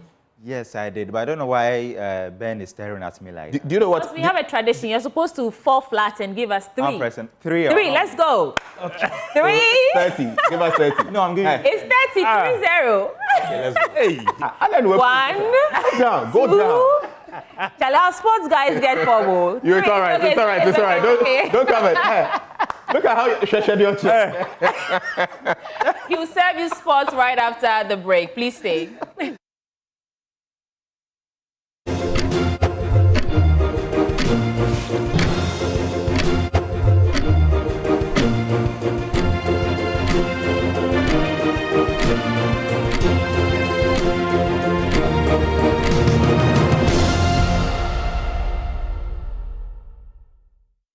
Time for sports on the AM show. My name is Haruna Mubarak. Now, Ghana's national 100 meters record holder Benjamin Azamati will not be part of the team for the World Relays in China as he prepares for the World Championships in September.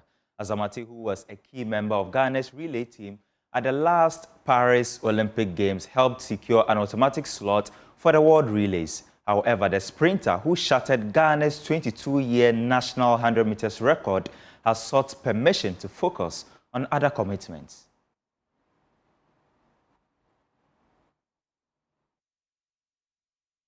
We have entered the maximum athletes of 5 athletes per team. They will be leaving on the 8th, and they will compete on the 10th and 11th, and they will depart on the 12th to their various positions. We have assembled our best 5 athletes, excluding Azamati, who has asked permission that he has got other things to do in preparing for the World Championship, and we have given him that leave. But we still have very quality team: Fuseni, Joe Paul, Barnabas Age, Sean Safuentri. There are 5 now. They are a formidable team. We pray and we know that they will qualify for the World Championship come September this year. No, he's fit, but he said he needs more time to prepare for the World Championship. And for him, he feels that he getting the individual qualification is good for him, and we are giving him that leave. Because we will still have equally good athlete that we can replace him with. So he not being part of the team will not actually affect the team in terms of quality of the athlete that we have. Is it because he started his preparation for the competition leagues? No, not because this is his first race that he did 10:07. That's a pretty good time. For the first outdoor competition, that 10:07 is good time. But I believe that he wants to go sub-10. That's why he wants to concentrate more on his individual training with his coach. He could not have done that without the consent of the coach. So maybe he and the coach have got their plans for the World Championship. And what we can only do is to support him to go to the World Championship good. That's President of Ghana Athletics, Bao Fuseni. Switching to football, later today at 3 p.m., Ghana's Black Satellites will take on the Central African Republic in their final group stage match at the ongoing Under-20 Africa Cup of Nations. The Satellites currently sit second in Group C with 4 points, and a draw will be crucial for their hopes of advancing to the knockout stages. Here is their head coach, Desmond Ofair. Expected very difficult game, a must-win game. I think tactically we got it right. I felt like we could have played more football. In the end, we were kicking the ball too long, but understandable, a lot of pressure. Also, congratulations to Senegal on their approach.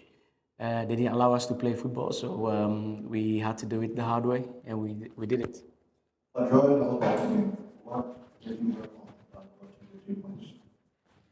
No, I think our boys are very talented, a lot of quality in the team. We know that we can play different kind of football. We can put the ball on the floor and play. If it's difficult, we can also play aggressive and direct football, and I think this is what we saw today. I think I was just installing confidence in them, and they're a very confident bunch, but for us, it's about the hard work, and we keep improving game by game, and you can see that today. Now, can you stop Ghana's goal in the tournament? What's the goal of Ghana? No, I think our goal is the same as everybody in this tournament, is try and qualify to the World Cup. So we take it game by game, and then so we have to do our homework again against the Central African Republic. It's not going to be easy, but we'll try and scale through and see what happens after. So in the tournament, Morocco completed an unbeaten group stage campaign as they secured a 3-1 win over North African rivals Tunisia, securing top spot in Group B and advancing to the quarterfinals. Nigeria, they also booked their place in the last 8 of the competition after a 2-2 draw against Kenya. To start the discussion on permutations, as Thomas Suwagi is forced Ben Shelsh again. Floated in towards the back stick, headed goalwards. Come Morocco again. Bouma Saudi finds its way past Cordy, gets it into the middle. Couldn't pick out a teammate. It's a Tunisia player who's gone down in his own box. Shot from range is tipped over by Suwagi. Bakhti out to Zaiwani on the left. Still the left back gets a good cross in, and there's the opener. They bided their time, and when the delivery came into the box, it was spot on. And Ayman Egig, and it's Dendani who can bring it away. Nice change of direction, change of pace. Flicked forwards by Buznina, and on to inside. It's back to Ben Ali. Buznina brings it down, shot blocked. Now Dubal with space. He too tries his luck, and it's deflected, and it's in. Tunisia buying the level up. Morocco started this half so well. Stretch out a long leg this time though. Nonetheless, it's one back, and Masha will let fly from distance for Den Bosch. Can he be the hero for Morocco? Well, it's not him, but his delivery results in what could easily be a winner. A winner that Tunisia need. Instead, it's Morocco on the counter. El Abdelawi carries it on all the way through to Suwagi, and it's going to be forced home. And it's game, set, and match Morocco.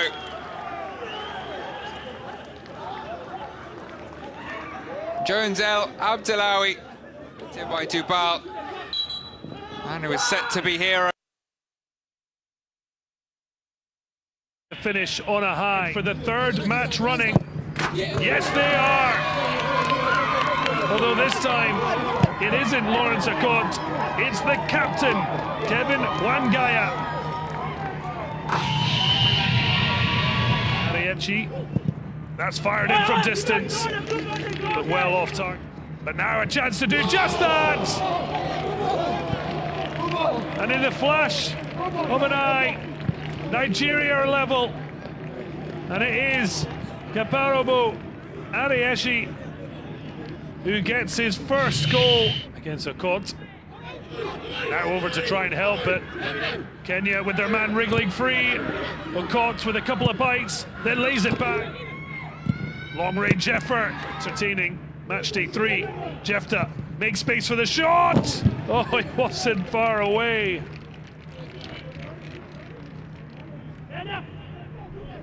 Well, it just sat. Oduor denies Kabangu as it finishes 1-1 at the halftime break of Kariobangi Sharks. They can do, they find a way to goal. AFCON. Swung in, it's a really great ball, and it's finished with aplomb. And what a moment for the rising stars. William Mwangi has never scored for the under-20s, but he has now. A bronze medalist 4 years ago. He's now leading. They need at least 2 goals to do so. Oh, Olise. Oh, really good strength. Arieri across. That was.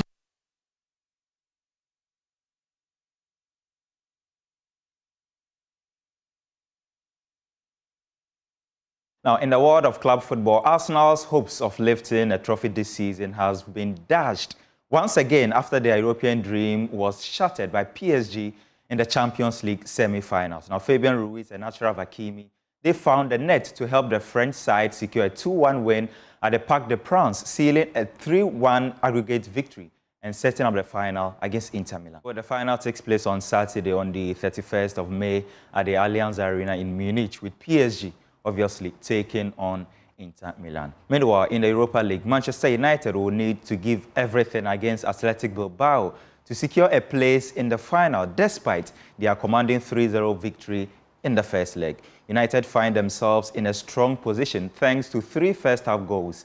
However, manager Ruben Amorim has made it clear that his team will take nothing for granted, warning that the tie is far from over. You have to see the quotes in the moment, so things can change. And for me, in that moment, and if you look to Premier League, I think we are the worst. Since I arrived, we are the worst team in terms of the results in Premier League. That is my idea. In the end of this season, we can be the worst team in Premier League in history with a European title. So we will not change nothing. We know that this season was really disappointed for everybody. Nothing is going to change. So in that moment, sometimes I have to think a little bit more, but I felt that, and I still feel that this season was the worst in the, I don't know in history, but for sure in the last, 50 years, I don't know. I have no idea. We will have to suffer a little bit to go to the final, and we are ready to suffer, and we need to be better in the small details in this game. You have to win it. As a manager, it's not like the same as a player. You want to play, you want to enjoy. When you are a manager, you have to win it, because if you lose in the final, it will hurt even more, especially in this kind of season. So we have to win it, but for that we need to focus on the semi-final. That's your sports on the AM show. My name is Haruna Mubarak. The show continues right after this. Please stay.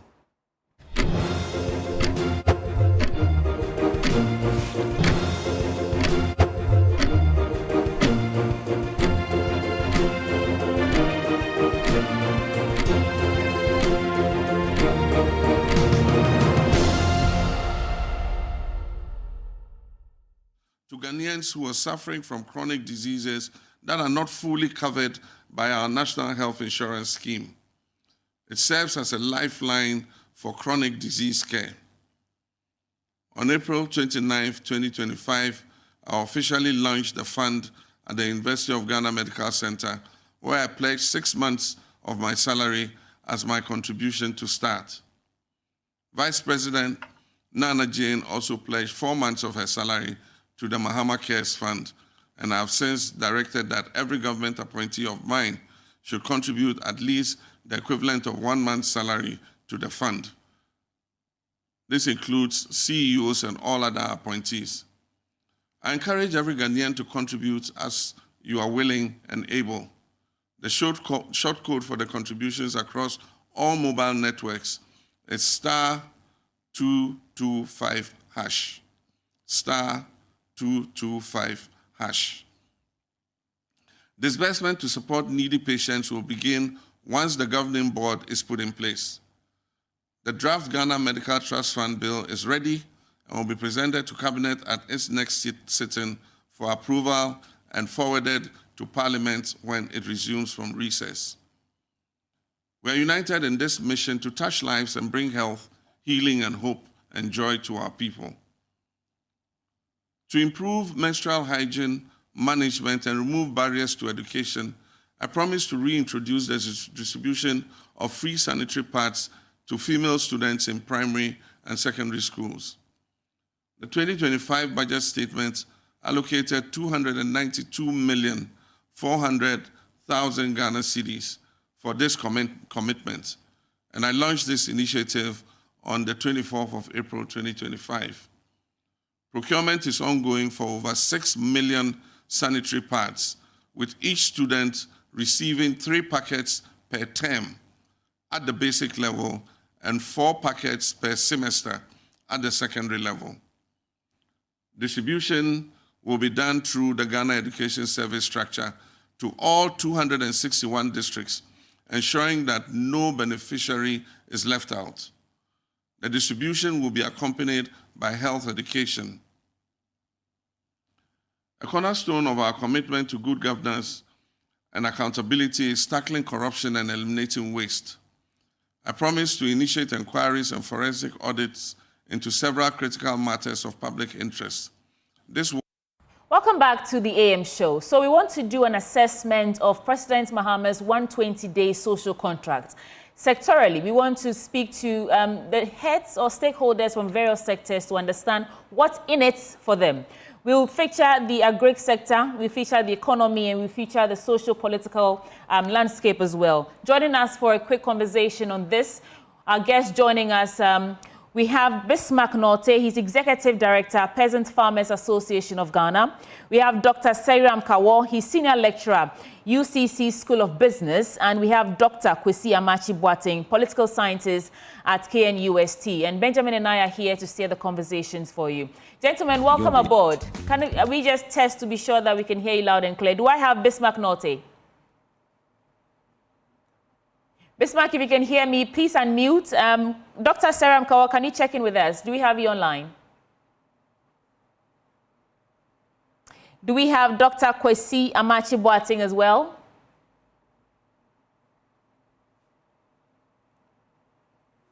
All right, can you please unmute and say hello, just so we know we can go before we start the conversation? Hello, good morning. Good morning. Thanks for joining us. Is that Dr. Amachi-Boateng?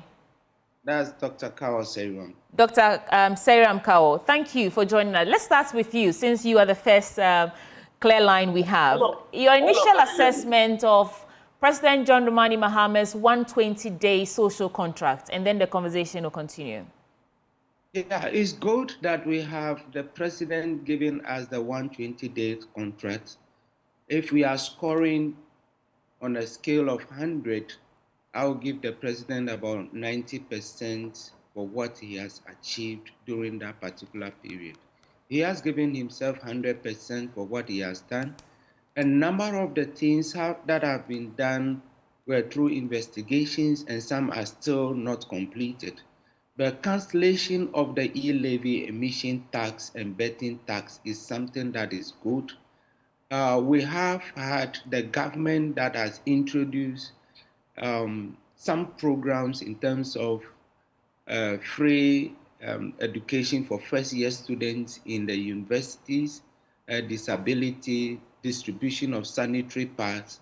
We have seen Operation Recover All Loot. That alone puts some kind of fear in individuals who would want to perpetrate fraud or illegal activities and corruption in the economy. That has also been done. We have seen the launch of Codes program and the rest. All these things are goodwills that have been sent by the president and the government, and that has resulted into the international community, where we have seen some stability in terms of exchange rates. We have seen the rate of inflation coming down. We have seen continuation of government projects and programs. We are continuing with the IMF program. Release have been done. There has not been any major changes in such programs. And we have seen a new surge in terms of the international community having a renewed interest in what government is doing, and for that matter, the people of Ghana. And so these are goodwill messages that have been sent We only hope and pray that government, in terms of the finance ministry, will continue to be fiscally disciplined. The Bank of Ghana will continue to be tougher and tougher on the players in the financial sector. Right. And that will go a long way to ensure that things are done well. To end it up, the code of conduct for government appointees, the state-owned enterprises trying to be more profitable and the rest. We have seen a surge where we have seen Ghana, that is Tor, Tama Oil Refinery revamping and making some amount of profit. We have seen some entities operating during the 24-hour. We need a bigger picture of the 24-hour economy where the ordinary Ghanaian and businesses will start operating. Most of the businesses are now preparing to enter that, and it is a good thing for all of us. Thank you. Doc, it appears you've rated or graded this administration's first 120 days higher than they themselves rated themselves. They were pegged it at 72, you've done 90. So I know you just said that we need a broader understanding or implementation of the 24-hour economy, but where does the remaining 10% go? Yeah, so that is where we want the picture of the 24-hour economy. There should be a speed up in terms of how the cases, in terms of crimes that have been committed in the past have been done.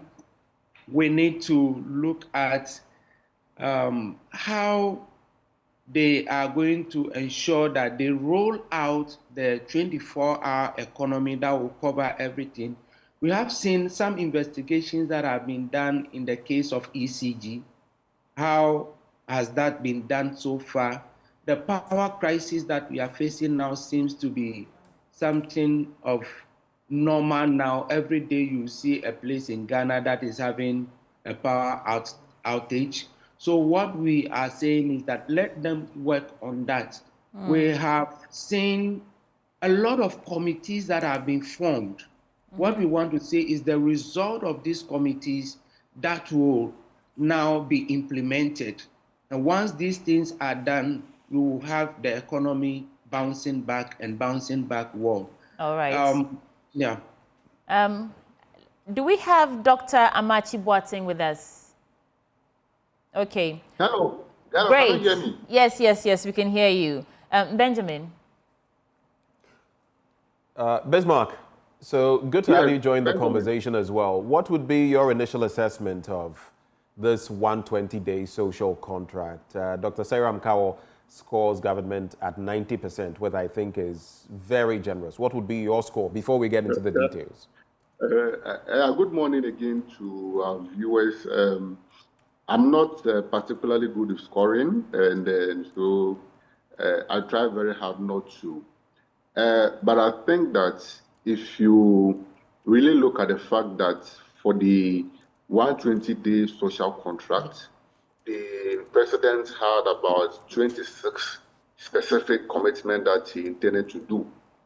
And if you observe what has been going on, it would tell that more than half, about 80% of them has been done.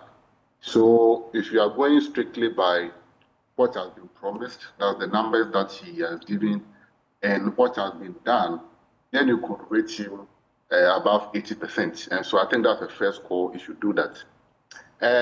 However, for the... So what exactly is the above 80% you speak of?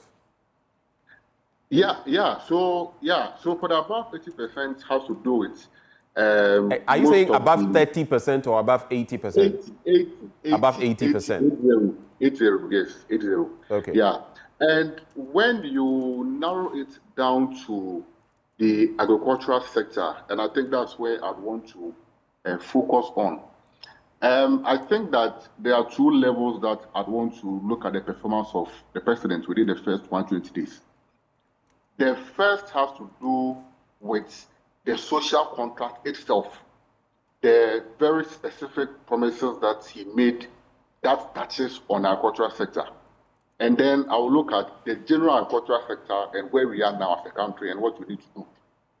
Now, if you look at the 120-day commitment, the specific commitment, there were two main commitments that he made to the agricultural sector, two main promises that had direct impact on the sector. The first one was to review the taxes and levies on equipment that are important to the country for agricultural purposes. Yesterday, when I heard him speak, I heard him mention that the plan is to have that bill laid before Parliament during the mid-year budget for that to take effect. Whilst I think that is commendable, I think that we're quite a bit disappointed that we couldn't do that within the first 120 days. This is because the planting season had started in some part of the country, and you know farmers normally rely on inputs. And one of the key challenges that we face now is the high cost of inputs. Now, when you ask the retailers or the wholesalers or even the importers, what they tell you is that there are two main factors that is accounting for the high cost of inputs. So that's the forex and that's the levies and taxes. Thankfully, the forex is a bit stable now. In fact, the cedi is doing very remarkably well. So you could tell that there's a lot of work going on there. But when it comes to the taxes, the Act 1083, that's the Tax Exemption Act, doesn't still make room for agricultural inputs. So our expectation is that that issue should have been treated with a lot of alacrity. We would have hoped that the speed in which, for instance, the Good Board Act was passed, the e-levy repeal bill was passed, that speed should have been attached also to the Tax Exemptions Act to ensure that there is a reduced cost of bringing this input to the country so that farmers can be able to afford them and they use them for their planting. So that's one area that I think that the government really didn't do well, and I hope that they keep to their promise in terms of laying it during the mid-year budget. The second point is on the investigation that they had promised to do with regards to some issues of public interest. And for us, the key among them is the Paulugu Mwantepo Dam. You remember the issues that came with the dam last year about over $11.8 million that was paid for no work done. So we were hoping that in the periodic briefings by the Attorney General, we should have had some progress reports on the extent of investigation and how far we've gone to either recover that money that were paid for no work done or even prosecute those who were liable for cost such a loss to the state.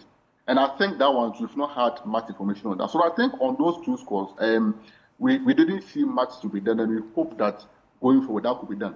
We are even saying that even aside the audit on the Paulugu Dam, there are still some cases of interest to us.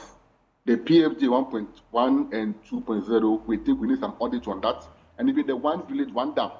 I think those are things that we wish that the government will take it on board and do some work on that. But besides that, if you look at the other social contracts that are broad in nature, but have some indirect impacts on the agricultural sector, I think they've done extremely well. For instance, we know that they held the National Economic Dialogue, and I know we were there, and a lot of input from the agricultural sector that fed into the final communique. The scrapping of the e-levy have a huge impact on agricultural stakeholders because, you know, farmers, input dealers, and all these service providers, there are a lot of transactions that goes on digitally. The e-levy had a big blot on how these businesses were done. So the fact that the e-levy was taken off is a huge booster even for those in agribusiness.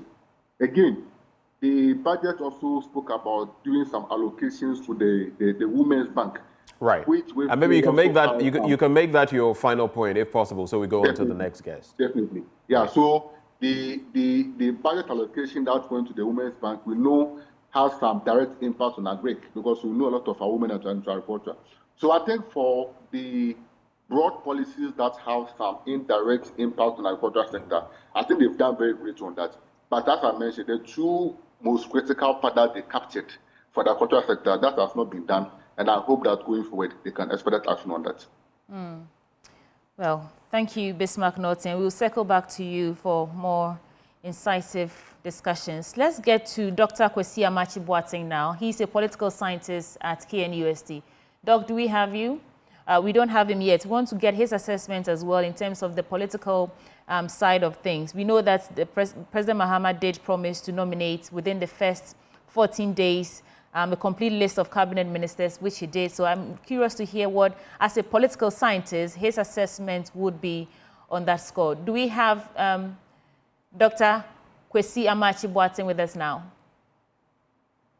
Okay, he's not with us now, so we can go back to Bismarck Norte, the Executive Director, Peasant Farmers Association of Ghana. So, Bismarck, looking forward or looking ahead, what do you think that this government should prioritize in terms of filling the gaps that you have already identified? Yeah, so you remember in my initial submission, I mentioned that I was looking at it from two angles. The one that dealt with the social contracts, which I've dealt with, and then the general agricultural sector in general, the agricultural sector.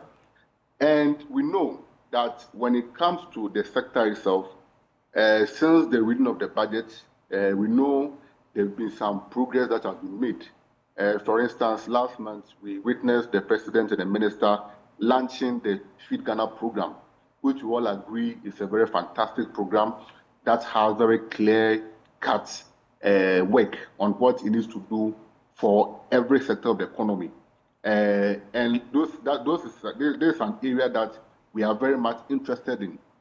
We've had some very positive engagement with the minister, and it appears that a lot of work is being done to ensure that the program lives up to expectation. Currently, you know that for the sector, this particular period, around May, June, is normally the peak of the planting season. So normally what you would expect is to see a lot of clarity regarding the program, the modalities for the program, how farmers are going to benefit. We are hoping that all these things should be made very clear to public and stakeholders so that we know how we can fit in. But I must admit that the approach by the government to ensure an all-inclusive program, the blueprint for the Feed Ghana program is quite extensive and elaborate. It deals with almost all the value chains from production, access to input, irrigation, mechanization, and post-harvest losses. I think the program addresses all those aspects of the value chain. So for us, the next step is how do we now actualize the program itself? How do we start the rollout? And you know, agric is timely, and we don't have time. So it would be good if we have a clear modality as to how we should go with the program, when it's starting, when farmers are going to benefit, how should we position ourselves. I think those are the things that we need some clarity on. But I must admit that one of the trump cards of this government, and in fact, you can even delve to the agricultural sector, is the open door policy that the ministry is running. And I think that's something that we need to commend them very much for that. The fact that the ministry or the minister is accessible, they are open to feedback, they are open to integrate concerns of stakeholders, they are willing to engage and willing to ensure that whatever feedback you give them, they integrate into the program. I think that's a very strong card for them, and I hope that they keep on that, because as we always mention, if we are able to be open and involve stakeholders in the process and get feedback from stakeholders and use that feedback to improve the quality of your work, I'm sure that half of your problems have been solved. And that's an area that I think the ministry needs commendation. And I have to personally commend the Minister of Food and Agriculture, Honorable Opoku, for having such an open door policy and working with stakeholders. What I will urge is that as we are approaching the planting season, we should now see some actual work being done. We should see how the input program is going to be run, the farmer service centers, how far we are with that, the irrigation for wealth, where are we with that, which regions are we starting with, which districts are we starting with the farmer service centers. I think that once we start the actual implementation, then we know that we can take the policy far. Bismarck, you sound very confident. To do a direct translation from our local parlance, they say if the game will be late, it starts in the morning. Is that what's happening here? Is that what's inspiring this confidence you're beaming with? The intention, I've been to a couple of engagements, and so I know what I'm talking about. The intentions, the approach, the gestures so far is so excellent. The willingness to engage, willingness to integrate feedback, I think has been fantastic. And that is what I'm building my hope on. And I hope that hope I'm building on is not crushed. But at least from what I see and what I've experienced, I'm very hopeful that this should be a success. As I said, in terms of the intention, it's quite clear that there's good intentions. It's now left with walking the talk. And that's where I expect to see some expedite action from the ministry so that farmers, because currently a lot of farmers are still unsure as to how they are going to be part of the Feed Ghana program. Is it going to be a subsidy? Is it going to be grant? If it's a subsidy, what is the company that's supposed to pay? When is it starting? You know, farmers are a bit worried about that. Right. But I know that a lot of work is going on backdoor, and I'm very sure this should come out very, very strongly. So I'm just hoping that the intention that they have, which is quite positive, will be translated into actual work so that farmers can benefit from it. Okay.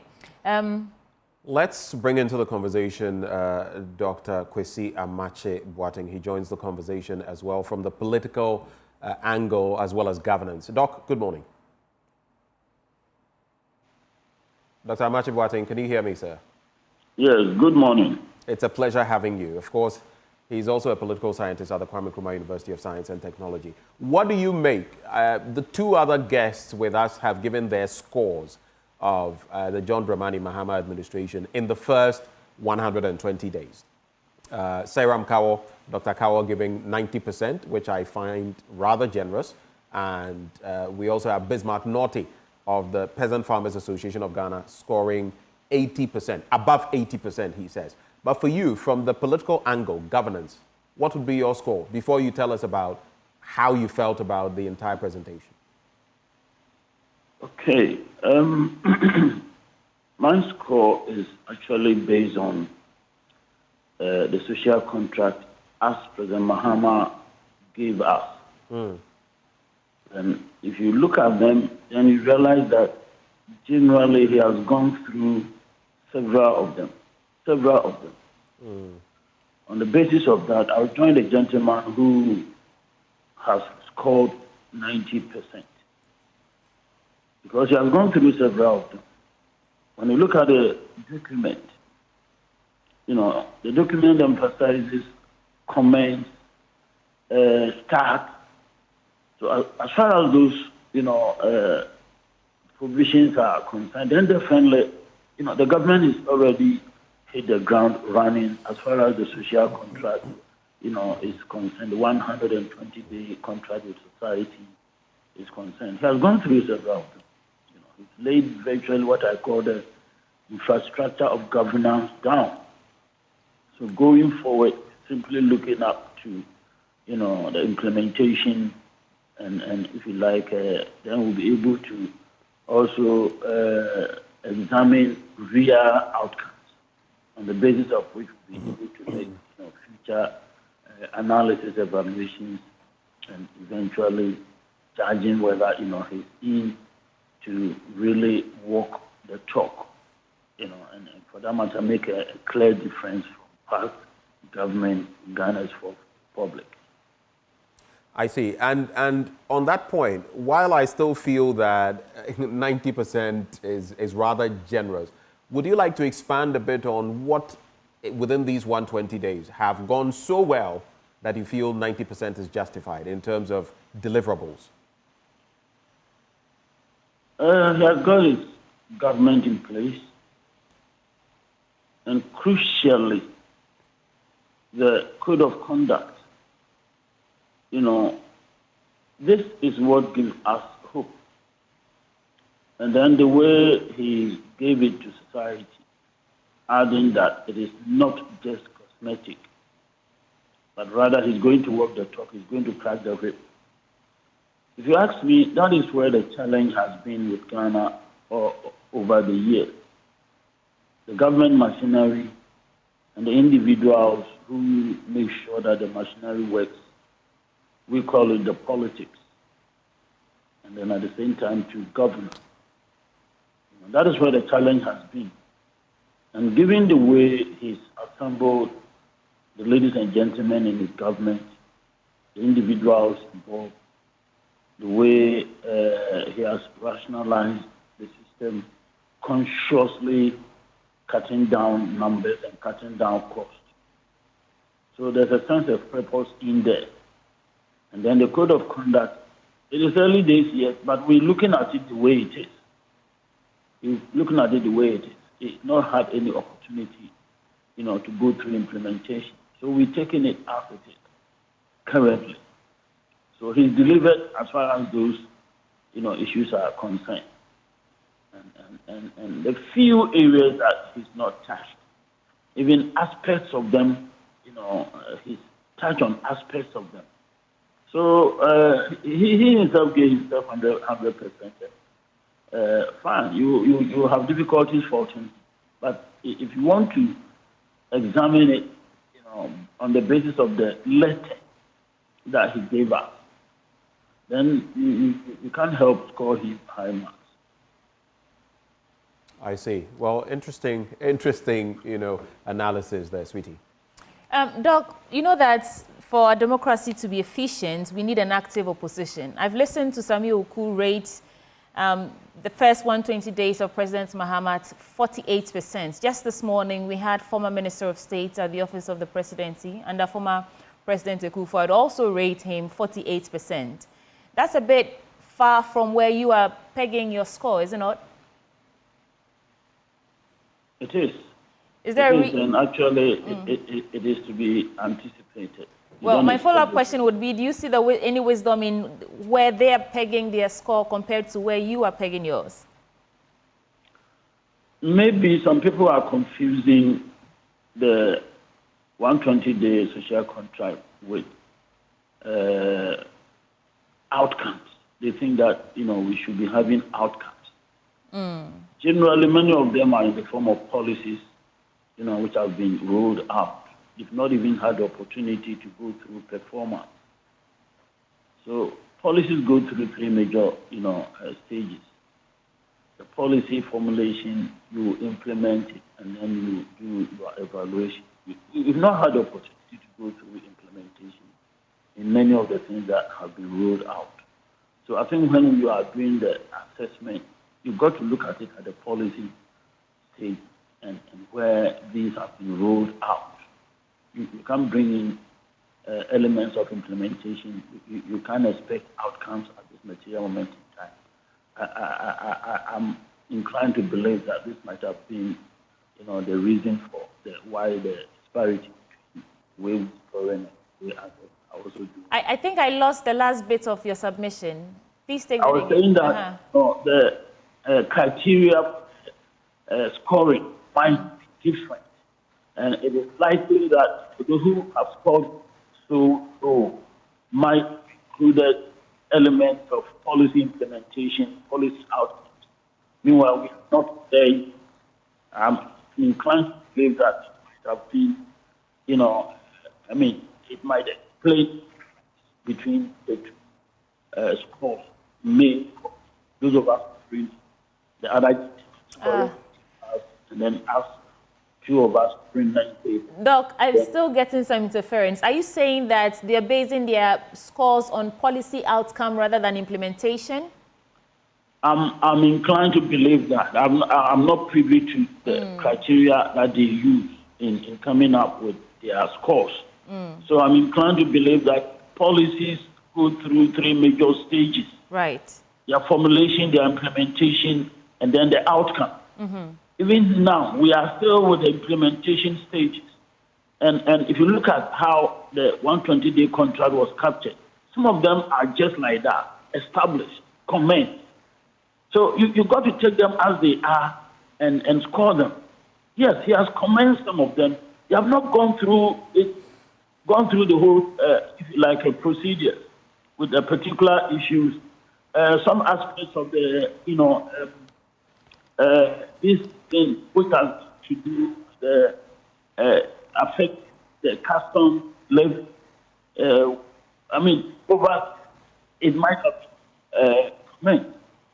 You know, several have been commented. They have not gone through with them yet.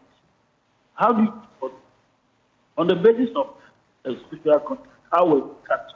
So you look at the R and simply score.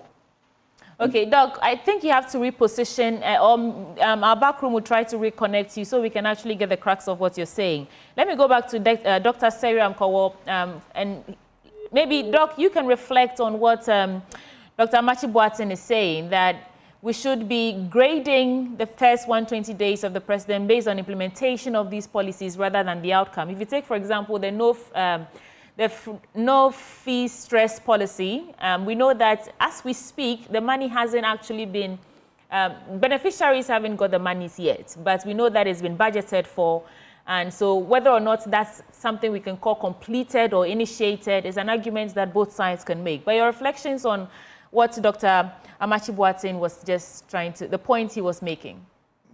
All right, thank you very much. Most of them are policy initiatives that have come out.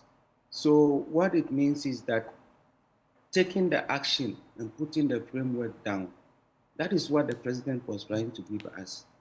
So the free first year fees that have been taken, yes, it's a policy, and it is not like we have initiated it, so let us implement it immediately. This is a financial issue.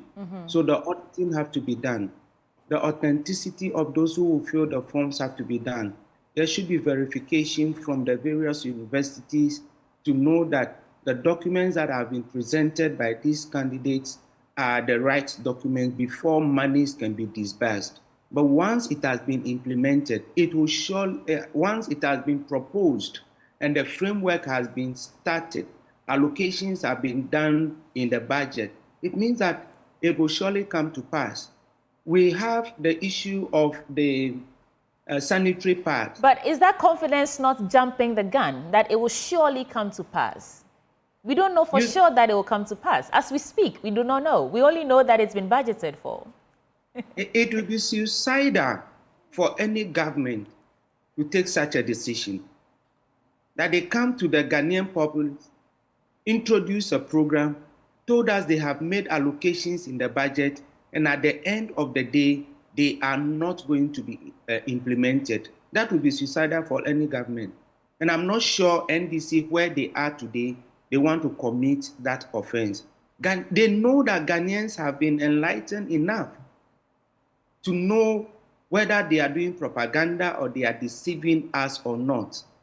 And if that is what they are going to do, that will even send a wrong signal to the investor community, the business community in general. And so we need to look at that particular one. If they told us that e-levy will be cancelled, it has been cancelled. Those ones, we can find the immediate effect on them. But there are some that we need a proper framework to do. For example, 24-hour economy. There are a lot of things that have to be done before these things are implemented.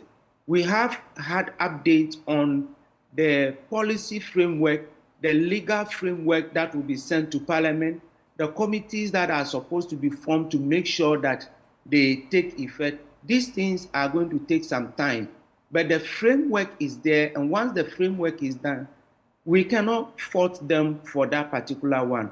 We need to make sure that we do not commit mistakes of previous governments. All right. Benjamin. The previous governments have actually, in terms of road tolls, the road tolls have been cancelled immediately the budget has been read, when appropriation has not been passed. We do not have a good framework for the implementation of the e-levy. If that was done properly, there will not be any backlash, and a lot of people will buy into it. Hence, the need for us to have proper education on these policies, get the buy-in of key stakeholders when we want to implement these policies. If these things are done properly, and the Ghanaian population have bought into it, we'll have a successful program at the end of the period. All right. Doc, just a quick follow-up, especially because you are focusing on more economics-related matters. Yeah. They spoke about the National Economic Dialogue. They tout that it's been held and everything.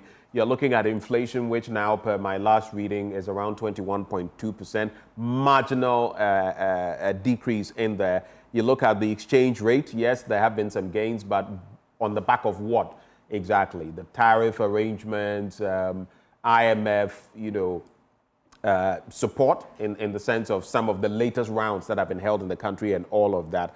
Then there's the Accelerated Export Development Group that they said they would set up. And all of that is part of this administration rating itself 72%. But when you look at this plethora of matters, those affecting the economy, we really don't have the 24-hour economy that has taken off yet. We don't have that, among other things. How would you assess that aspect? Thank you very much. The National Economic Dialogue on the economy is a good thing. Let me also premise that particular National Economic Dialogue with the e-levy implementation. You realize that e-levy was implemented before we have the town hall meetings. So it came as a surprise to many that a tax has been passed, a law has been implemented, announced in the budget. Now you are now coming to educate us on what we should do and we should buy into it. But the National Economic Dialogue took place before the reading of the budget. And if you see the composition of the members of the committee and the number of people that they have invited to take part in that National Economic Dialogue, I will tell you, it's fantastic.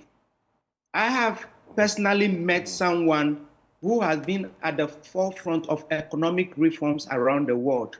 He has not been involved in government activities in the past, but this National Economic Dialogue, he has been brought from, or he came back from the UK to take part in this particular economic dialogue.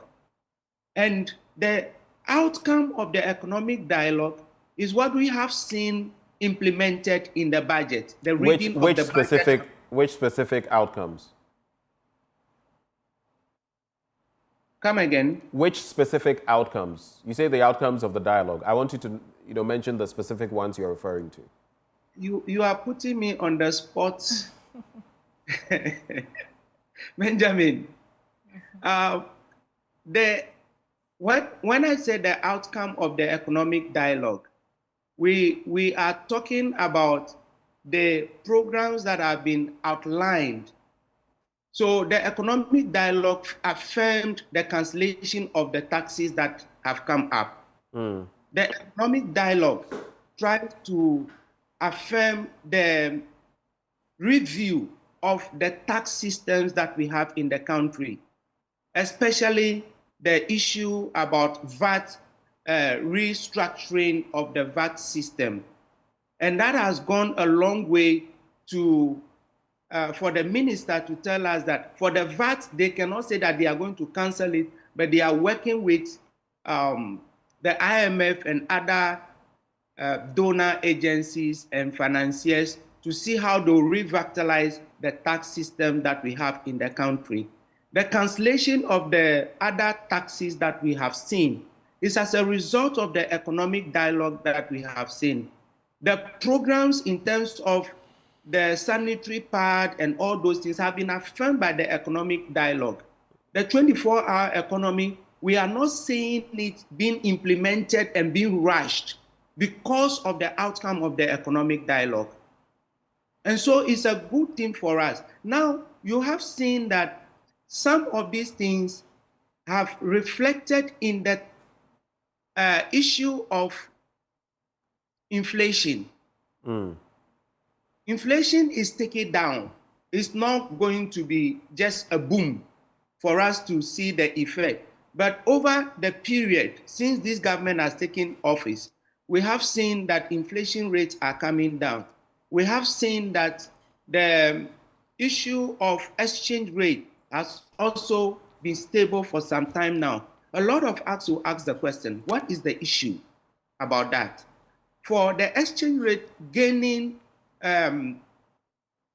some kind of track and being stable over time has multidimensional issues. One of them is the export tariffs that have been introduced by the US administration. That has actually made countries to think elsewhere, and that it has weakened the dollar over time now. We have also seen the gold board that has been formed. The board has been formed, and we need gold to be a buffer of our currency. We have seen some kind of restructuring in the gold sector, those who buy the gold, what they are supposed to do, and all of that.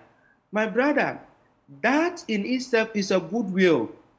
Once you have committed to doing certain things in the country, that will reflect. Now, what we need to see is that if for some time now, last month, the previous month, inflation has been coming down, then I expect that the Monetary Policy Committee of the Bank of Ghana will have to look at their policy rate again. They need to review the policy rate. The policy rate coming down. If the policy rate come down, lending rates will go down. We have seen some resemblance of some of these things reflecting in the Treasury bill rates. Treasury bill rates for the period right from January had been around 28, 29% on the average. But when you see the rates now, the rates are hovering between 15 and 16 or 17%. And so we have seen some work that has been done. The exchange rate stability has resulted in fuel prices going down.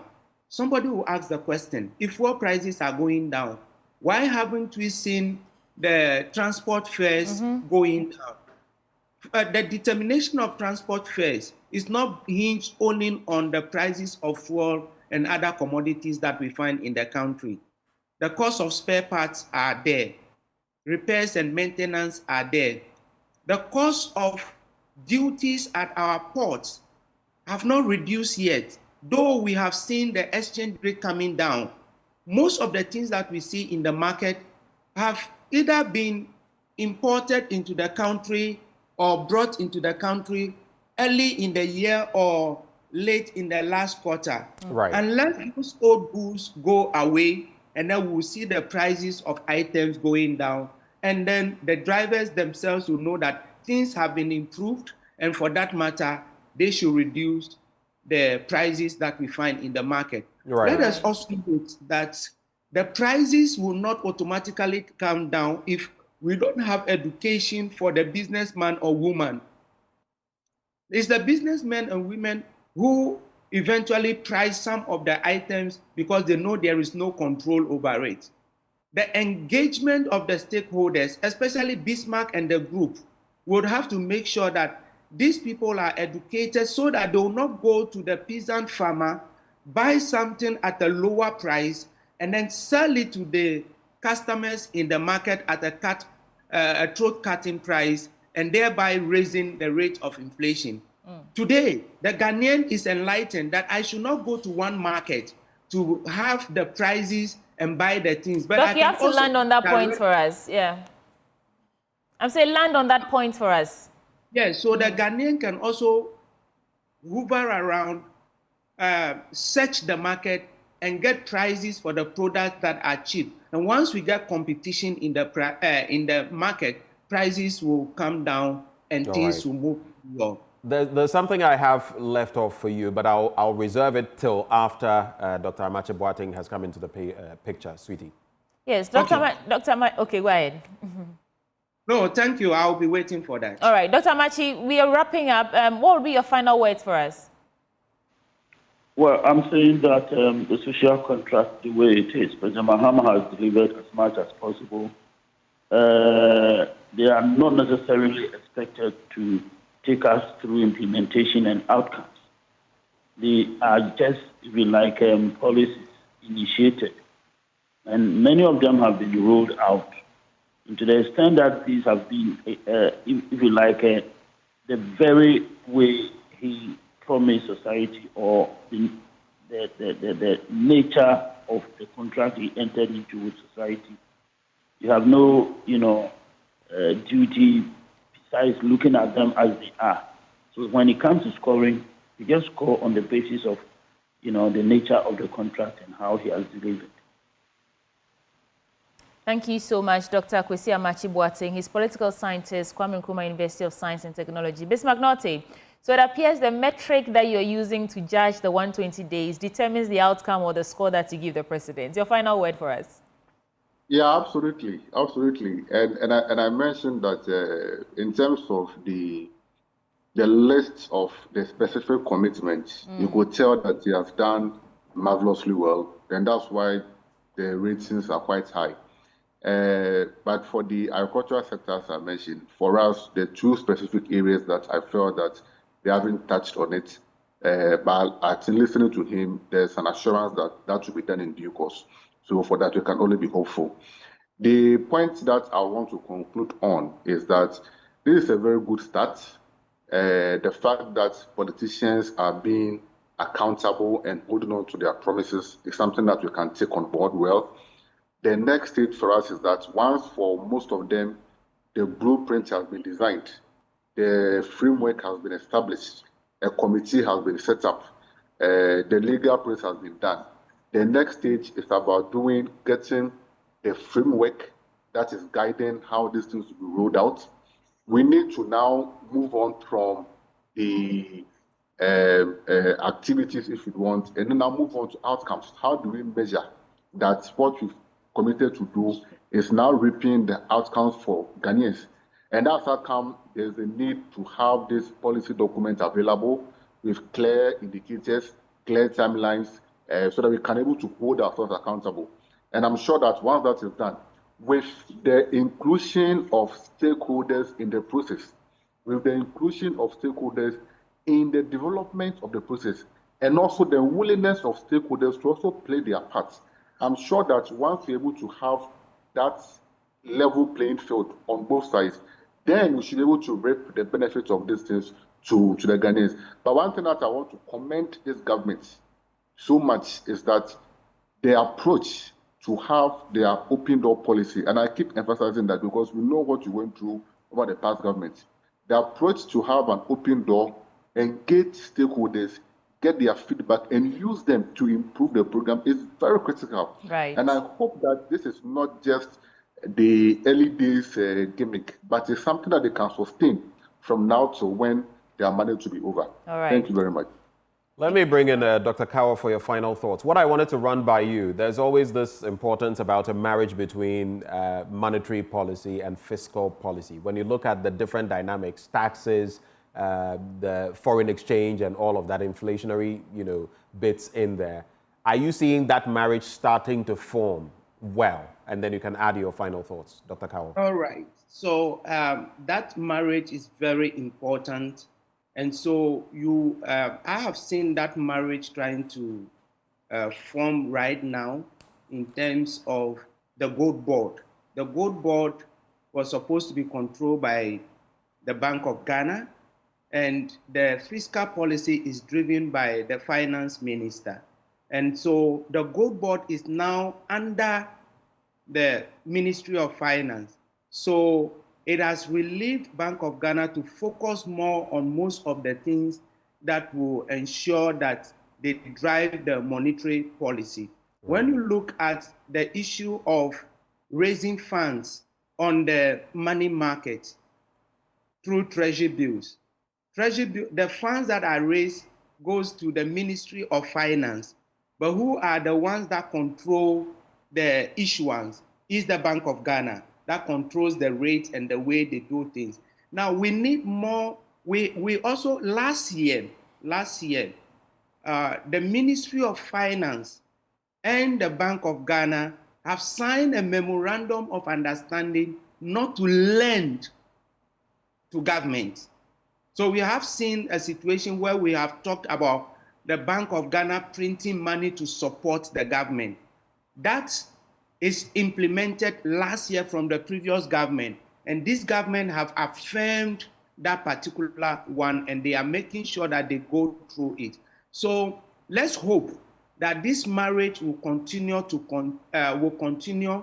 into the administration of the government, and then we'll see results coming in. On my last thought, we want government to ensure that they follow the code of conduct they have launched. The president must be firm on the appointees that will not do the right thing. If it will require that they fire you, they fire you. We have taken you there to be a servant leader and not an authoritarian. And you must make sure that you don't do things that will favor one segment of the Ghanaian population and leave the rest. Let us continue to do what we are doing now. And if you are doing something and you have been called upon to review, then listen to the Ghanaians and work on it. I have seen an improvement in policing in the country in terms of the previous 2 demonstrations that we have had. We want to see the police service being more professional in the execution of their job. And when they do that, the demonstrations have not come out with any major issues that we can talk about today. And that is kudos to the government and making sure that democracy has come to stay. And that is what is pushing the international community to come back, and we should not rush in going to issue new bonds in the country. Thank you very much and good morning. Well, thank you, gentlemen, for joining the conversation. We had Bismarck Norte of the Peasant Farmers Association of Ghana joining the conversation, together with Dr. Sarah Mkawo, Senior Lecturer at the University of Cape Coast School of Business, and then Dr. Kwesi Amache-Boateng, a political scientist at the Kwame Nkrumah University of Science and Technology. Sweetie, I don't know whether to put you on the spot. What would be your score? My score? Well, no.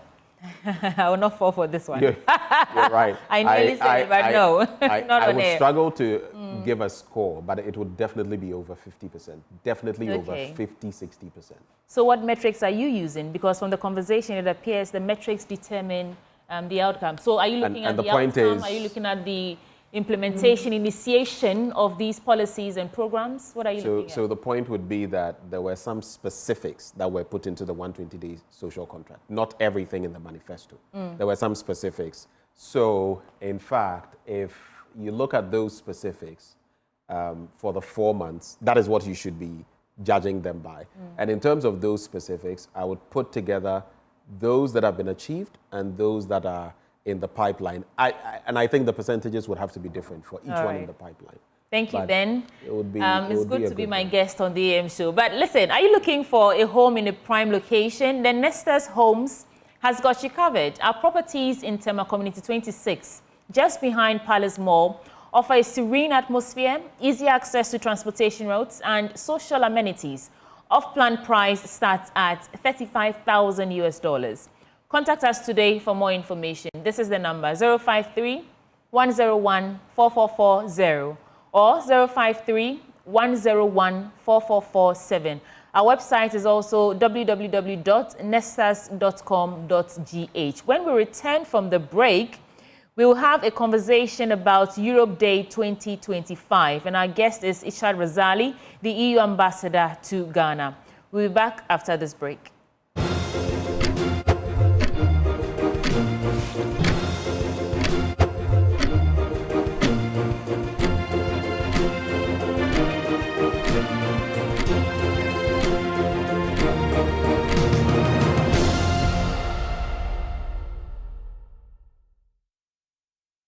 Thank you for your patience. You're still watching the AM show, sponsored by Waylead Properties, providing quality housing at affordable costs with flexible payment option.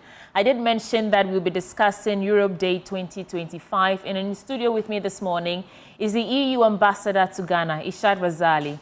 Sir, welcome to the program. Should I say Your Excellency? Welcome to the program. Thanks for the invitation. Okay. So I know that here in Ghana, we celebrate Independence Day for the country. I don't know if we have a celebration for the entire continent, but what you are doing is rather special. Tell us a bit about Europe Day and why this particular year is something different that the whole Ghana should celebrate along with you. Of course, it's a bit different than celebrating an individual country's Independence Day, Constitution Day, Reunification Day, so on and so forth. What we will be celebrating tomorrow, the 9th of May, is 75 years of the launching of the very idea of building political, economic, social construction that bind the European nations and countries together.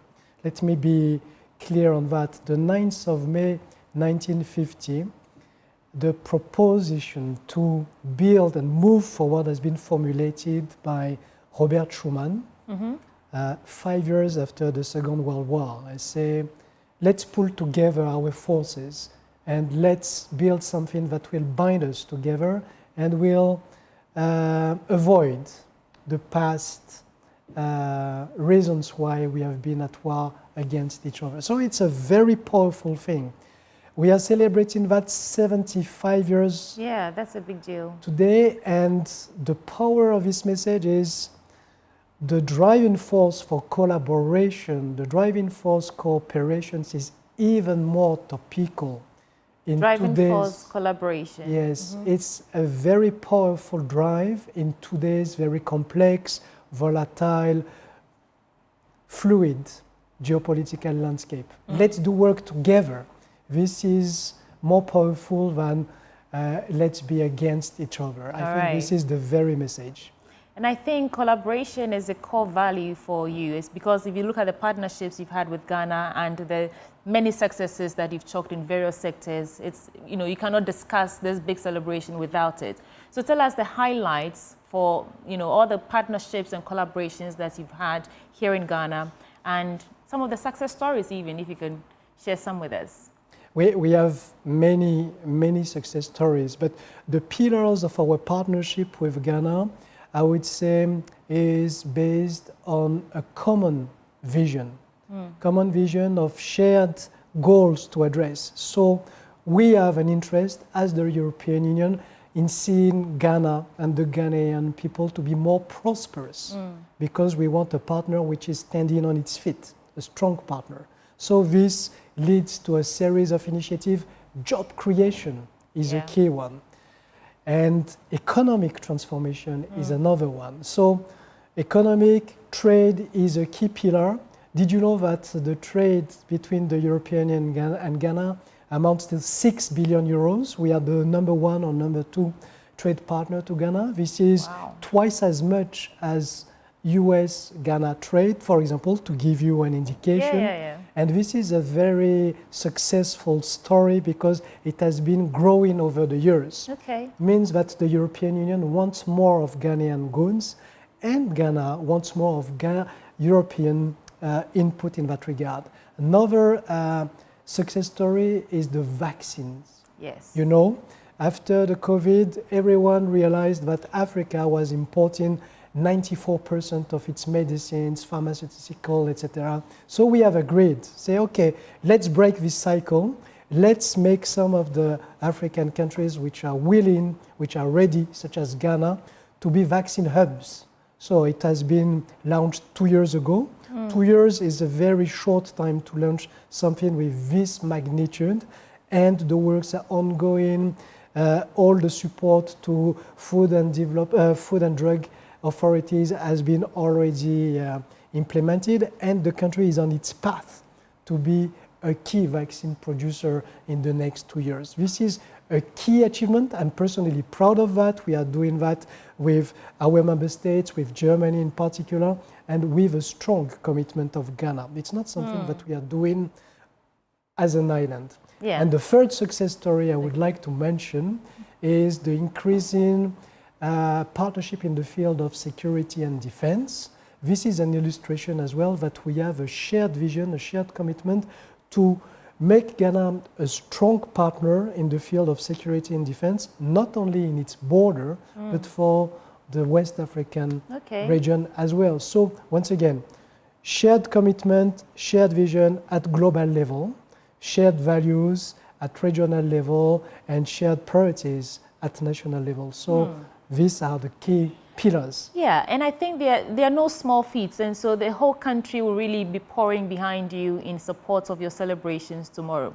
Why should we, and by extension I should say Africa even, not just Ghana, celebrate with you tomorrow? For Ghana, you've just listed these beautiful success stories, but the rest of the world, because we are broadcasting to not just Ghana, to Africa as well. Why should we rally behind you? This is a very, very relevant and topical question. Yeah. The European Union is celebrating 25 years of partnership with the Africa Union soon. We will have our EU. How soon is that? It will be celebrated this year. Okay. So there will be a ministerial meeting taking place in Brussels the 21st of May, very topical. Okay. And this will prepare for a historical summit this year, 25 years of partnership between the European Union and Africa Union.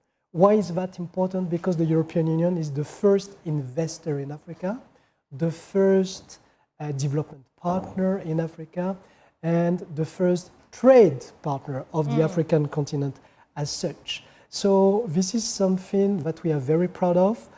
Really, predictability, reliability, and we will not decide anytime soon to change the rules of the games, the parameters, etc. So it's very important for us to recognize the solidity of this partnership. What are the activities that are going to mark the celebration of Europe Day 2025 here in Ghana and back home in Europe? In Europe, there will be celebration in every member state. For example, we are organizing open doors in the Brussels institutions. You know, when you're speaking about the European Union, it's always a bit far away, a bit complex. So those places, like the European Parliament, for example, the diplomatic service I belong to, the Commission, they are organizing reach out events in Brussels and in every capital. But here in Ghana, tomorrow we will have a formal celebration like any Independence Day. Okay. We will have soon as well a very important rendezvous with the Ghanaian administration, government. It will be our formal EU-Ghana partnership dialogue. We take stock of all the achievements and we will listen to the new administration on the new priorities where we want to drive this partnership. We hope further because the relations have never reached as high level so far, and our ambition is to drive it even higher.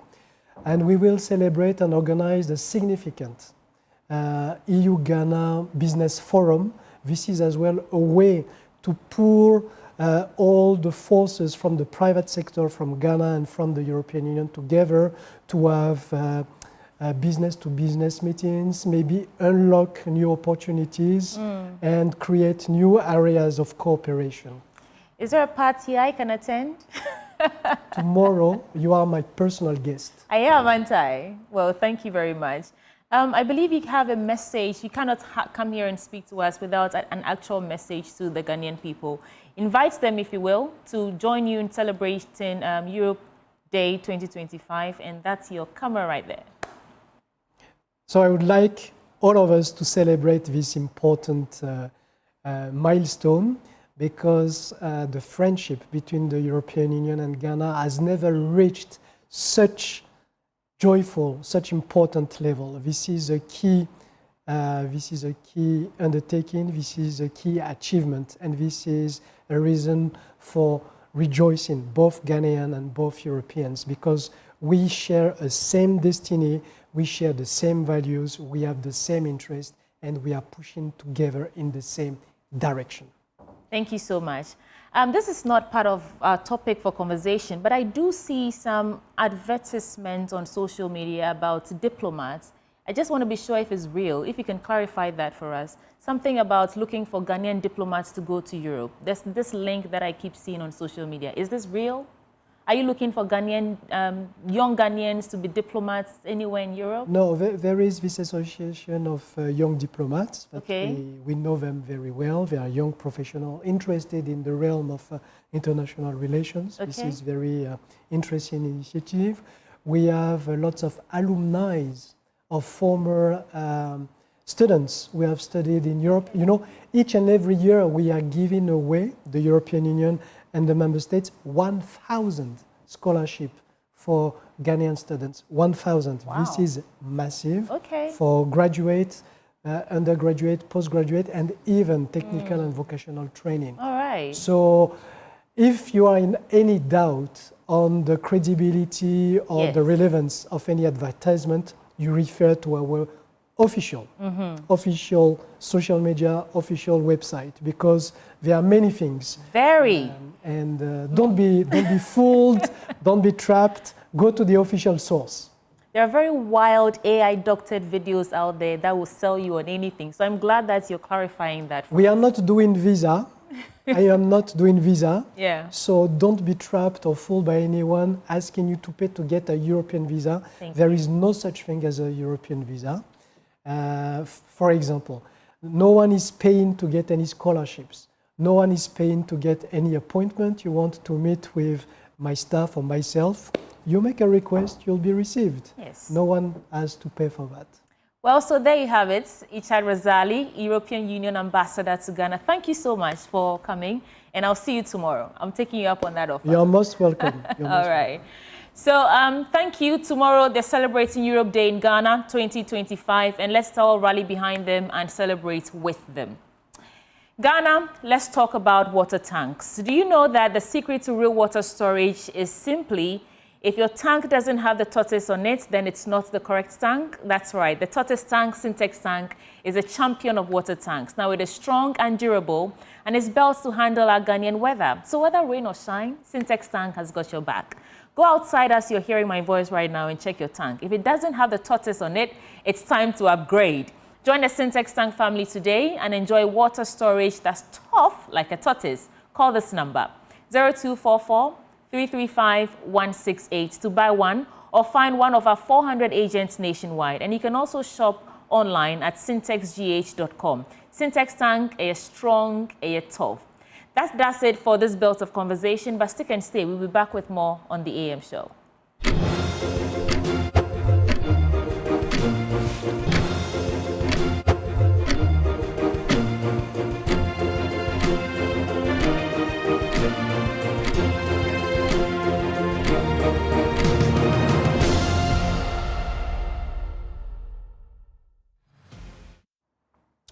Welcome back on the AM show. We continue with our conversations here, and we're going to be talking health. Now, infertility is a big deal. We often make a meal out of it when it comes to women. But how about men? There are so many angles to it. Thankfully, today, we're joined by a midwifery officer who will be sharing her thoughts with us on the main issue, infertility. Joining me in the studio, Rachel Hesse Mati. She is a midwifery officer at the Greater Accra Regional Hospital, what many of you would call the Rich Hospital. She is also the 2023 Best Practicing Midwife for the Greater Accra region. Rachel, good morning. Good morning. Thanks for joining the conversation. Thanks for having me. I'm going to start off on an odd end, midwifery and the practice of it. How do you find that? Well, midwifery is a great profession because imagine taking care of a pregnant woman right from conception through to delivery and afterwards. You'll be the first person. She carried the pregnancy for 9 whole months, but you'll be the first to see the baby, have a feel of the baby. So it's really an inspiring and a great profession that I would always go for. Okay. And let's talk about your securing the 2023 Best Practicing Midwife for the Greater Accra region. I just want us to lay the foundation from there. How did that come about? Yeah, so as part of the International Day of Midwives celebration, midwives are being awarded. So Greater Accra Regional Hospital nominated me as their overall best for 2023. And all districts hospital that forms Greater Accra and the Ghana Health Service brings out their nominee.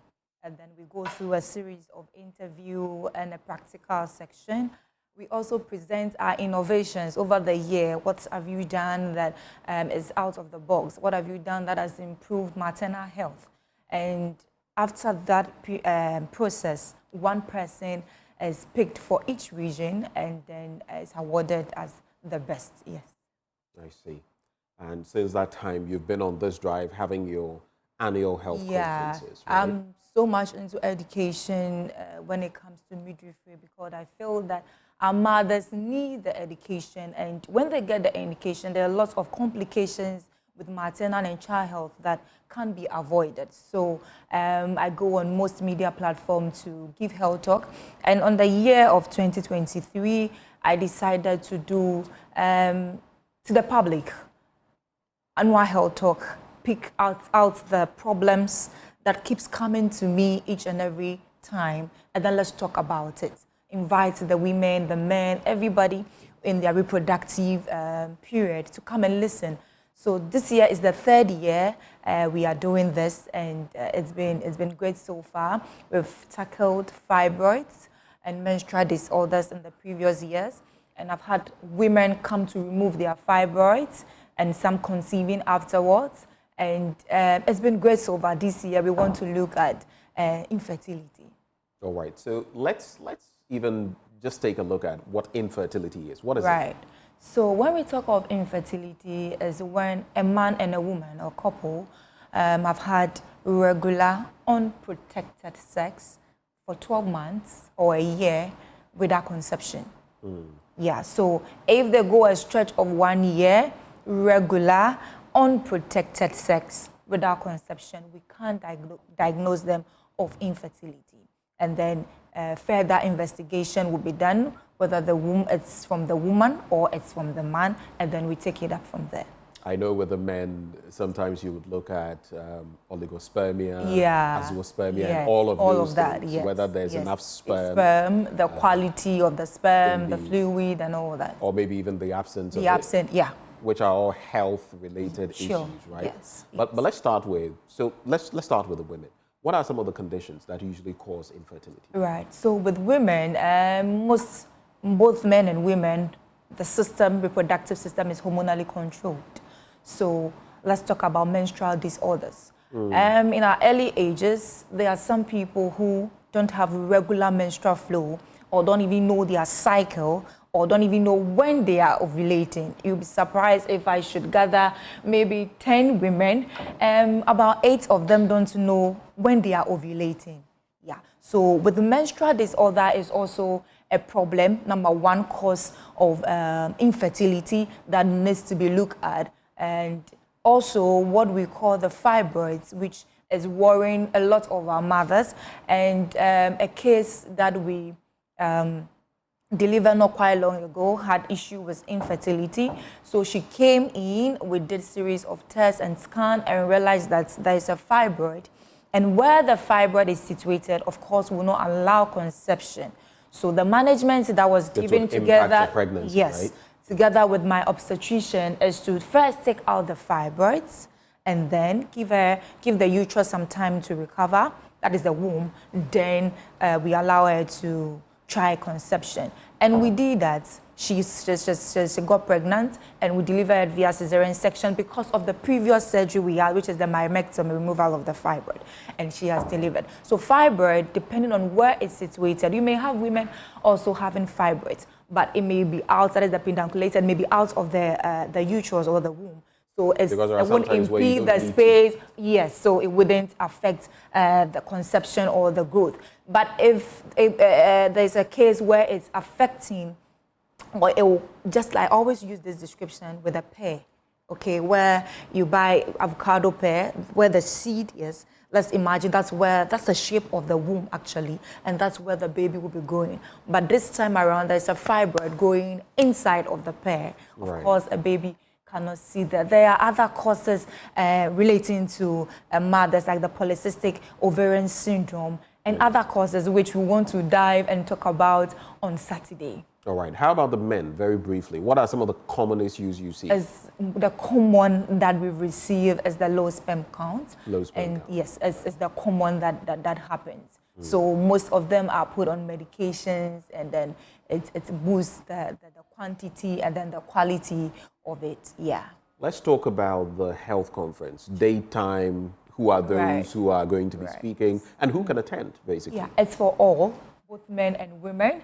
And come Saturday on the 10th of May, just this Saturday, is happening at International Palace Church, Ridge Junction on the left, Aboba Road, International Palace Church. That's the venue, and it's 1 p.m.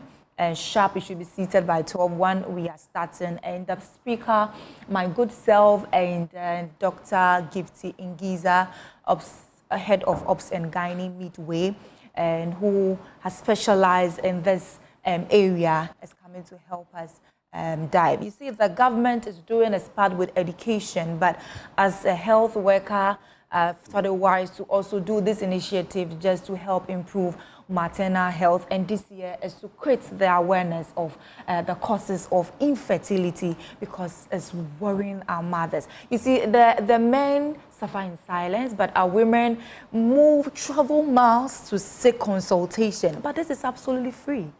Okay, so all of this is free? It's free. We are not paying anything. Is it possible for people to get one-on-one consultation? Yes, so that is the beauty of the whole conference, where after the discussion, questioning, we'll have a one-on-one communication or a consultation, my good self, and then the speaker. Spell out your problem, tell us your problem, then we give the appropriate referral.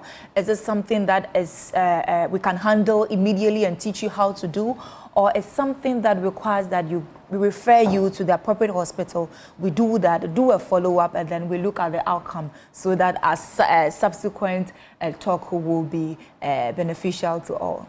Okay, so I'm assuming both men and women can attend? Yes, yes. Okay. I want our men there, because they are part of it. To form a baby, to create a baby, we can't do it by ourselves. So we need the men as well. I see a message that has come through, and the person is asking, just because you're here, I'll throw it to you, right. Whether only one intimacy or one attempt at intimacy can cause a pregnancy. It can happen, because if you don't know you are ovulating, and you go have sex just once. You see, the teenagers and those who break their virginity, said, I just had one sex and then boom, I'm pregnant. She may be ovulating at that time. So a quality sperm goes in there, grab the egg, and conception. Conception happens. Yeah. If you play certain games, you get certain consequences. Yes. In terms of a number that people can call, in case they're trying to locate the venue and it's a problem, what number can they So the venue again is Medina Ridge International Palace Church, and the number to call is 020-8000-580. I'd like you to repeat that. 020-8000-580. 020-8. 000-580. 580. Yeah. Okay. At the end of all of this, what would you say is the objective? Final question. Well, so at the end of this, what I want to achieve, or what I'm creating out there this year, is to create the awareness of infertility. Our mothers are suffering, our men are suffering. So create the awareness, and also to improve maternal and child health in my own way as a midwife. You know, just to play on it, it reminds me of the politicians sometimes, the way they play the game. Men are suffering, women are suffering. So when it comes to infertility, it's everybody's business. Yeah. Let's all get involved. You want to partake of this. It's free, it's gratis on Saturday. So take advantage of it. Medina Ritz Junction. And the one who joined us for this conversation, Rachel Mate, midwifery officer at the Greater Accra Regional Hospital.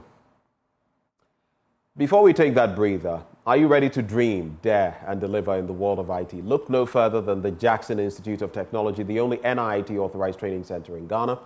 At JIT, we provide world-class IT training for individuals and corporate organizations, equipping you with industry-relevant skills in software development, cybersecurity, networking, cloud computing, artificial intelligence, digital marketing, and more. They also offer globally recognized certifications, practical job-ready training, and flexible hybrid learning options, which allow you to study online or on-site. Their expert instructors ensure hands-on learning experiences that prepare you for success in today's digital world. It's also conveniently located on the Ring Road near Circle in the heart of Accra's Central Business District, and in Kumasi at the Jackson Educational Complex HQ in Ayeduase near the KNUST. And there's still a whole lot more.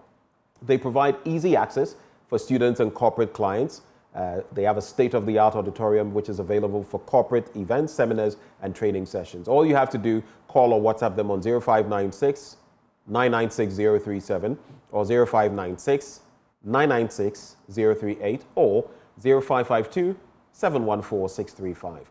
Their website, www.jit.edu.gh. JIT, your gateway to a thriving IT career. Do stick and stay with us on the AM show. We'll be right back.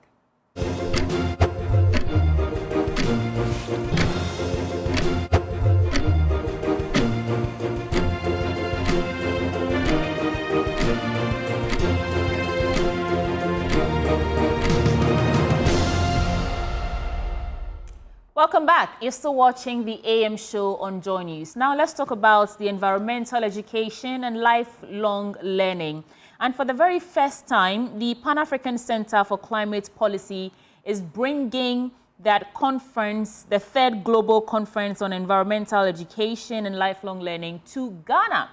In the studio with me to get you all the details on this, we have Nana Apa Kranche VII. He's chairman, planning committee of EELL 2025. And he's also a member of the advisory board on Pan-African Center for Climate Policy, as well as the chairman for the EELL 2025 Environmental Education and Lifelong Learning Africa Region Conference, the British Council Auditorium here in Accra, Ghana. We also have in the studio Mr. Kwame Ntiamwa Ntim. He's Planning Committee Secretary of Environmental Education and Lifelong Learning 2025. Along the line, we are hoping to get the EPA boss herself to join us for more clarity on this. But let's get the conversation started. Nana, welcome to the program. Thank you. Ms. Ntiamwa, welcome. Thank you. All right, so Nana, good morning. I want to start with you. Tell us about this Environmental Education and Lifelong Learning Conference. And I know that is the first time they're coming to Africa and Ghana. Yes. How did all this come about? Okay, so thanks for the opportunity. PAC Policy, or Pan-African Center for Climate Policy, is a Canadian organization that is into research, advocacy, and policy advice. And they have these conferences, annual conference in Canada every year, so that they can fulfill that advocacy aspect of their mission. Yes, I was just fortunate last year to be invited as the special guest speaker to speak. And then you know how our environment took a beating from Galamseyers and co last year. I know you were at the forefront with your colleague Erastus Asare Donko. Yes, so I had to take videos, pictures. Coincidentally, most of the information I picked were from multimedia, your group. In fact, they were shocked. Yeah, and then they realized that even the problems they think they have over there in Canada and North America, and they are trying to solve, they actually vanish when they compare them to what we're actually, the catastrophe that we're actually going through in Ghana. So they decided for the first time to have their conference outside of Canada. They chose Africa, and we're fortunate to have Ghana to have it. We're able to secure the British Council Auditorium. That's a 250 capacity auditorium where we are going to have the first time this conference over here in Africa. And I'll come back to you after I engage Mr. Kwame Ntiamwa Ntim as well. So this is about climate change. Specifically, what's the intention being? He's just given us the background of how we even got here in the first place. But what's the actual intention behind organizing something like this here in Ghana? All right. Focusing on climate change. Once again, good morning to you, Sweetie, and very good morning to your cherished viewers. Thank you for having us. For me personally, I think that we are in a critical moment in Ghana now, where there are environmental pollution, climate issues, and other issues bottled together. And this conference has been organized to bring all stakeholders together. For me, being a youth advocate, I strongly believe that if we don't set a good precedent for ourselves, the question we ask ourselves, will posterity be a good judge of us? Look at what is happening in our environment. Look at how our seas are polluted. Recently, I was on another TV station and I was telling them that a research that has been published states that in 2050, if we do not take care, the amount of plastics in the sea will be more than the living organisms we have in the sea.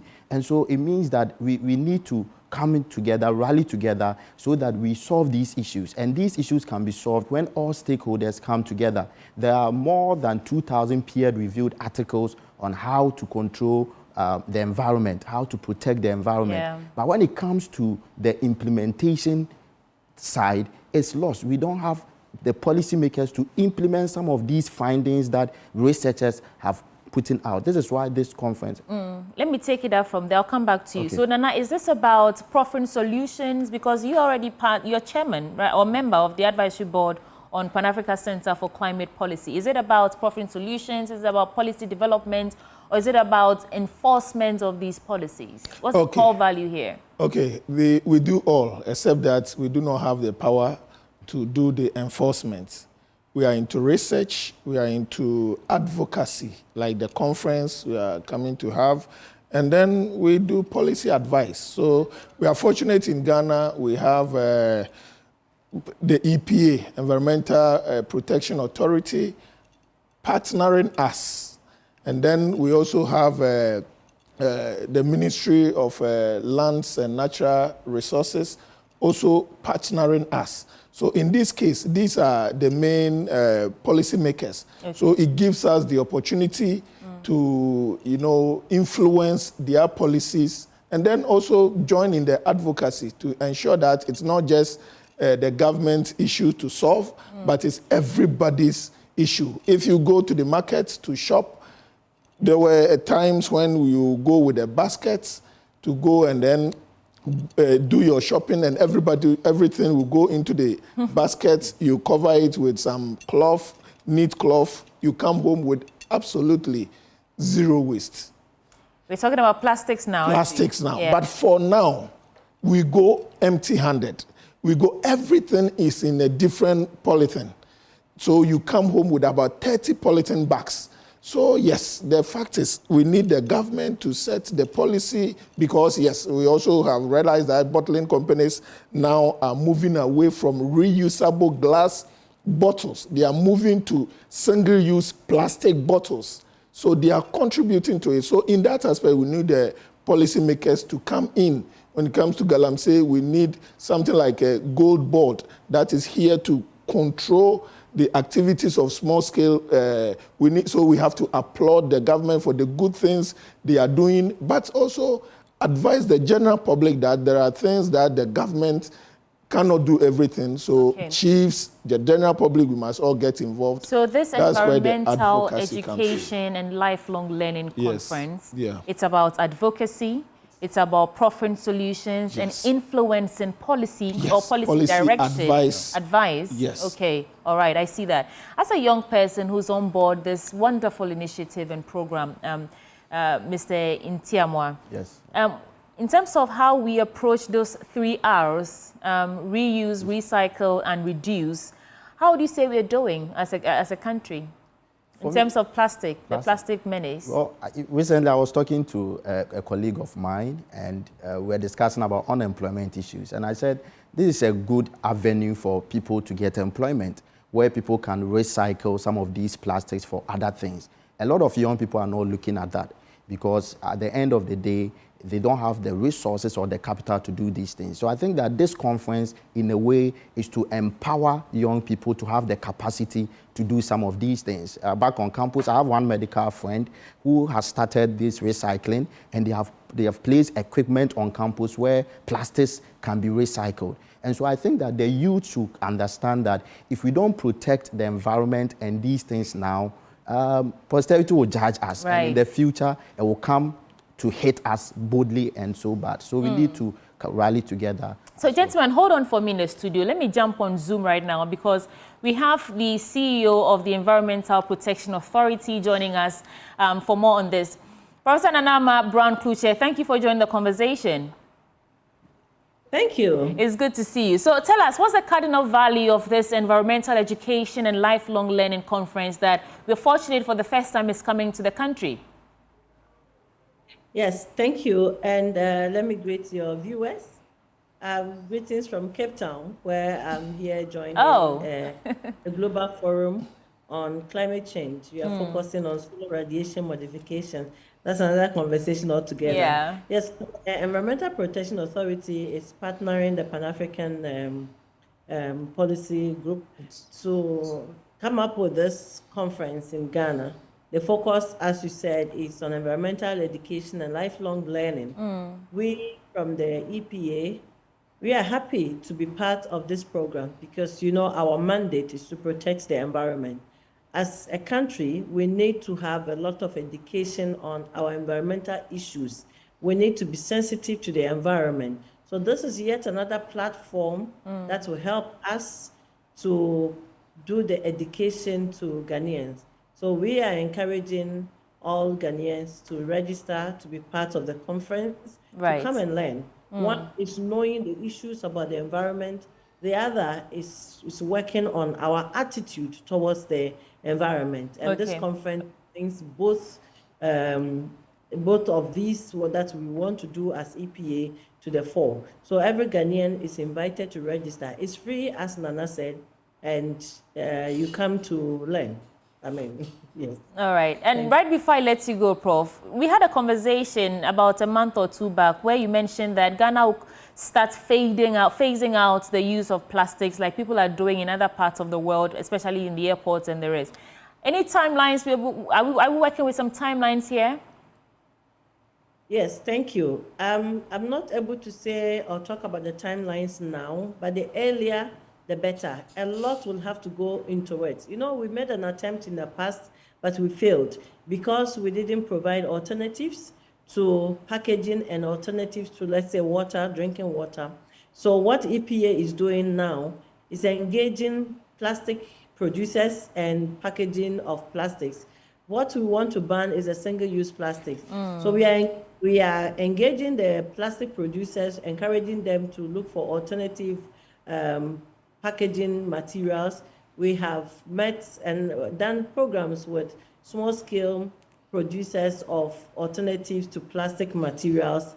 And we are also in a discussion with investors to provide drinking water in public places for people to have access to water. In Ghana, you can walk like a kilometer or less without drinking water because of the humidity we have in the country. It's dry, so you won't fault people from buying water on the street and dumping the waste. We are also discussing for investors to help with collection of plastics because we have recycling plants in Ghana. They are not able to get the feed in their quantity that they can produce per their capacity. We can, and at the same time, finding investment to waste plastic collection, recycling, and at the same time providing alternatives to packaging and drinking water sources in Ghana. Professor, once we're able to get through all of that, we are able to say we are confident to face our single-use plastics. Thank you. Thank you, Professor Nana Makuche-Brown, and all the best where you are. Hopefully you come back home soon. Right, so that's that. The EPA is partnering with the Pan-African Center for Climate Policy to bring you this conference that is the Environmental Education and Lifelong Learning. So let me get back in the studio while we try and wrap up this conversation. So another theme that you're operating on is sustainable futures, bridging African traditions with modern land use in the face of corporatization. It's quite a mouthful. Tell me, what exactly does this theme mean? Yes, previously in our national life, where chiefs were fully in charge of their communities, there were these bylaws, traditional bylaws, protecting the environment. You don't go to the sea at this day. You don't go to this river at this day. You don't. There were forests that nobody was supposed to get in. They were for preservation. True. There were other forests that you could go into, but there are others they will say, don't go here. And people thought all civilization, religion came to tell us they were abusumsem, and all that. But these were our means of preserving what we had, the resources that we revered, rivers, forests, and all that. Then it was easy for us to control. But now you may have a land, maybe 1,000 acres, you have given to some Chinese or some foreigners to come and do business in. You don't even speak their language. So how do you go and tell them that this river don't go in on a Tuesday or on a Friday? So that challenge is where we have to bridge. We have to sit down and ensure that in the face of corporatization, we are still able to play a role as chiefs to protect the environment. And I like that you're a chief yourself leading the charge, so it's wonderful. I'll give you 10 seconds to get in your final word. All right, so let me use this opportunity to invite everyone to this conference. It's happening on the 24th and 25th of July at the British Council Auditorium. This conference is for all stakeholders, irrespective of your field of expertise or specificity. You need to come to this conference as well. The number, if you want to reach us, you can reach us on this number.